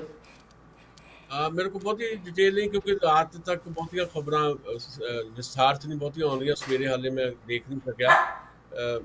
ਸਵੇਰੇ ਉੱਠਦੇ ਆਪਾਂ ਪ੍ਰੋਗਰਾਮ 'ਚ ਆ ਜਾਂਦੇ ਹਾਂ, ਤੇ ਮੈਂ ਨਾ ਤਾਂ ਦੇਖ ਸਕਿਆ, ਸਾਈਟ ਦੇਖ ਸਕਿਆ, ਨਾ ਹਾਲੇ ਅਖਬਾਰਾਂ ਆਉਂਦੀਆਂ ਇਸ ਵੇਲੇ ਤੱਕ। ਪਰ ਇਹ ਜ਼ਰੂਰ ਹੈ ਕਿ ਜ਼ਰੂਰੀ ਵਸਤਾਂ ਵਾਲਾ ਜਿਹੜਾ ਕਾਨੂੰਨ ਹੈ ਉਹਦੇ 'ਤੇ ਨਿੱਠ ਕੇ ਬਹਿਸ ਹੋਈ ਹੈ, ਤੇ ਬੜੀ ਵਧੀਆ ਤਰੀਕੇ ਨਾਲ ਹੋਈ ਹੈ। 200 ਦੇ ਕਰੀਬ ਜਿਹੜੇ ਲੋਕ ਜੁੜਦੇ ਨੇ, ਰੋਜ਼ ਉੱਥੇ ਪਾਰਲੀਮੈਂਟ ਲਾਉਂਦੇ ਨੇ। ਇਸ ਗੱਲ ਦੀ ਵੀ ਤਕਲੀਫ ਹੈ ਸਰਕਾਰ ਨੂੰ ਬਹੁਤ। ਨਰਿੰਦਰ ਤੋਮਰ ਬਾਰ-ਬਾਰ ਇਹਦੇ 'ਤੇ ਅਟੈਕ ਕਰ ਚੁੱਕੇ ਨੇ। ਕਿਸਾਨਾਂ ਬਾਰੇ ਉਹਨਾਂ ਨੇ ਫੇਰ ਤੋਂ ਇੱਕ ਮੂਰਖਤਾਪੂਰਨ ਜਿਹਾ ਬਿਆਨ ਦਿੱਤਾ ਵੀ ਬਹੁਤੇ ਇਹਨਾਂ 'ਚ ਕਿਸਾਨ ਹੀ ਹੈ ਨਹੀਂ ਜੀ, ਇੱਦਾਂ ਦੀਆਂ ਗੱਲਾਂ ਪੁੱਠੀਆਂ ਸਿੱਧੀਆਂ ਉਹ ਕਰਦੇ ਨੇ। ਤੇ ਪਰ ਇਸ ਕਿਸਾਨ ਸੰਸਦ ਨੇ ਬਕਾਇਦਾ ਇਹ ਦੱਸਿਆ ਕਿ ਪਾਰਲੀਮੈਂਟ ਦੇ ਵਿੱਚ ਕਿਸ ਢੰਗ ਦੇ ਨਾਲ ਵਿਚਾਰ ਚਰਚਾ ਹੋਣੀ ਚਾਹੀਦੀ ਹੈ। ਬਕਾਇਦਾ ਉਹ ਡੰਮੀ ਤੌਰ ਦੇ ਉੱਤੇ ਮੰਤਰੀ ਵੀ ਬਣਾਉਂਦੇ ਨੇ, ਤੇ ਫਿਰ ਉੱਥੇ ਚਰਚਾ ਵੀ ਹੁੰਦੀ ਹੈ, ਤੇ ਉਹ ਚਰਚਾ ਦੇ ਵਿੱਚ ਬਹੁਤ ਸਾਰੇ ਨੁਕਤੇ ਵੀ ਉਠਾਏ ਜਾਂਦੇ ਆ। ਤੇ ਖਾਸ ਤੌਰ 'ਤੇ ਜਿਹੜਾ ਇਹ ਕਿਹਾ ਜਾ ਰਿਹਾ ਵੀ ਵਾਰ-ਵਾਰ ਨਰਿੰਦਰ ਤੋਮਰ ਵੱਲੋਂ ਵੀ ਦੱਸੋ ਤਾਂ ਸਹੀ ਇਹਨਾਂ ਕਾਨੂੰਨਾਂ 'ਚ ਕਾਲਾ ਕੀ ਹੈ। ਤੇ ਹੁਣ ਇਹ ਲੀਡਰਸ਼ਿਪ ਨੇ ਫੈਸਲਾ ਕੀਤਾ ਵੀ ਅਸੀਂ ਆਪਣੀ ਪਾਰਲੀਮੈਂਟ 'ਚ ਦੱਸ ਰਹੇ ਹਾਂ। ਦੱਸਿਆ ਤਾਂ 11 ਮੀਟਿੰਗਾਂ 'ਚ ਵੀ ਹੈ, ਕੱਲੀ ਮੱਦਵਾਰੀ ਦੱਸ ਚੁੱਕੇ ਹਾਂ ਵੀ ਇਹਦੇ 'ਚ ਕੀ ਕਾਲਾ ਹੈ, ਕੀ ਨਹੀਂ, ਸਾਰਾ ਕੁਝ ਹੀ ਕਾਲਾ ਹੈ। ਪਰ ਜੇ ਲੋਕਾਂ ਨੂੰ ਜਾਣਬੁੱਝ ਕੇ ਗਲਤ ਕਿਸਮ ਦੀ ਸਰਕਾਰ ਜਿਹੜੀ ਪੇਸ਼ਕਾਰੀ ਕਰਦੀ ਆ ਵੀ ਇੱਕ ਕਿਸਾਨ ਤਾਂ ਦੱਸਦੇ ਨਹੀਂ, ਅਸੀਂ ਕਹਿੰਦੇ ਵੀ ਆਪਣੀ ਸੰਸਦ 'ਚ ਦੱਸਦੇ ਹਾਂ। ਸੋ ਪਾਰਲੀਮੈਂਟ ਜਿਹੜੀ ਇਹ ਲਾ ਰਹੇ ਨੇ ਆਪਣੇ ਕਿਸਾਨ, ਉਹਦੇ 'ਚ ਕੱਲੇ ਕਾਨੂੰਨ ਦੇ ਉੱਤੇ, ਕੱਲੀ ਮੱਦ ਦੇ ਉੱਤੇ ਚਰਚਾ ਹੋ ਰਹੀ ਹੈ, ਤੇ ਉਹ ਦੱਸ ਰਹੇ ਨੇ ਦੁਨੀਆ ਨੂੰ ਵੀ ਅਸੀਂ ਪਹਿਲਾਂ ਵੀ ਸਰਕਾਰ ਨੂੰ ਦੱਸ ਚੁੱਕੇ ਹਾਂ, ਹੁਣ ਆਪਣੀ ਪਾਰਲੀਮੈਂਟ ਰਾਹੀਂ ਦੱਸਦੇ ਹਾਂ ਵੀ ਇਹ ਕਾਨੂੰਨ ਇੰਨੇ ਖਤਰਨਾਕ ਨੇ, ਇਹਦੇ 'ਚ ਆਹ ਚੀਜ਼ਾਂ ਜਿਹੜੀਆਂ ਨੇ ਜਿਹਦੇ ਕਰਕੇ ਅਸੀਂ ਇਹਦਾ ਵਿਰੋਧ ਕਰਦੇ ਹਾਂ। ਬਿਲਕੁਲ। ਆਪਣੇ ਤੋਮਰ ਸਾਹਿਬ ਤੇ ਅੱਜ ਵੀ ਬਿਆਨ ਦੇਈ ਜਾਂਦੇ ਨੇ ਕਿ ਜਿਹੜੇ ਵਿਰੋਧੀ ਧਿਰਾਂ ਸੰਸਦ ਵਿੱਚ ਹੰਗਾਮਾ ਕਰ ਰਹੀਆਂ ਨੇ ਉਹ ਕਿਸਾਨਾਂ ਦੇ ਉਲਟ ਭੁਗਤ ਰਹੀਆਂ ਨੇ, ਕਿਉਂਕਿ ਅੱਜ 15 ਕਿਸਾਨਾਂ ਨਾਲ ਸੰਬੰਧਿਤ ਸਵਾਲ ਸੀਗੇ ਜਿਹੜੇ ਅਸੀਂ ਨਹੀਂ ਲੈ ਸਕੇ, ਕਿਉਂਕਿ ਵਿਰੋਧੀ ਧਿਰਾਂ ਕਿਸਾਨਾਂ ਦੀਆਂ ਦੁਸ਼ਮਣ ਨੇ।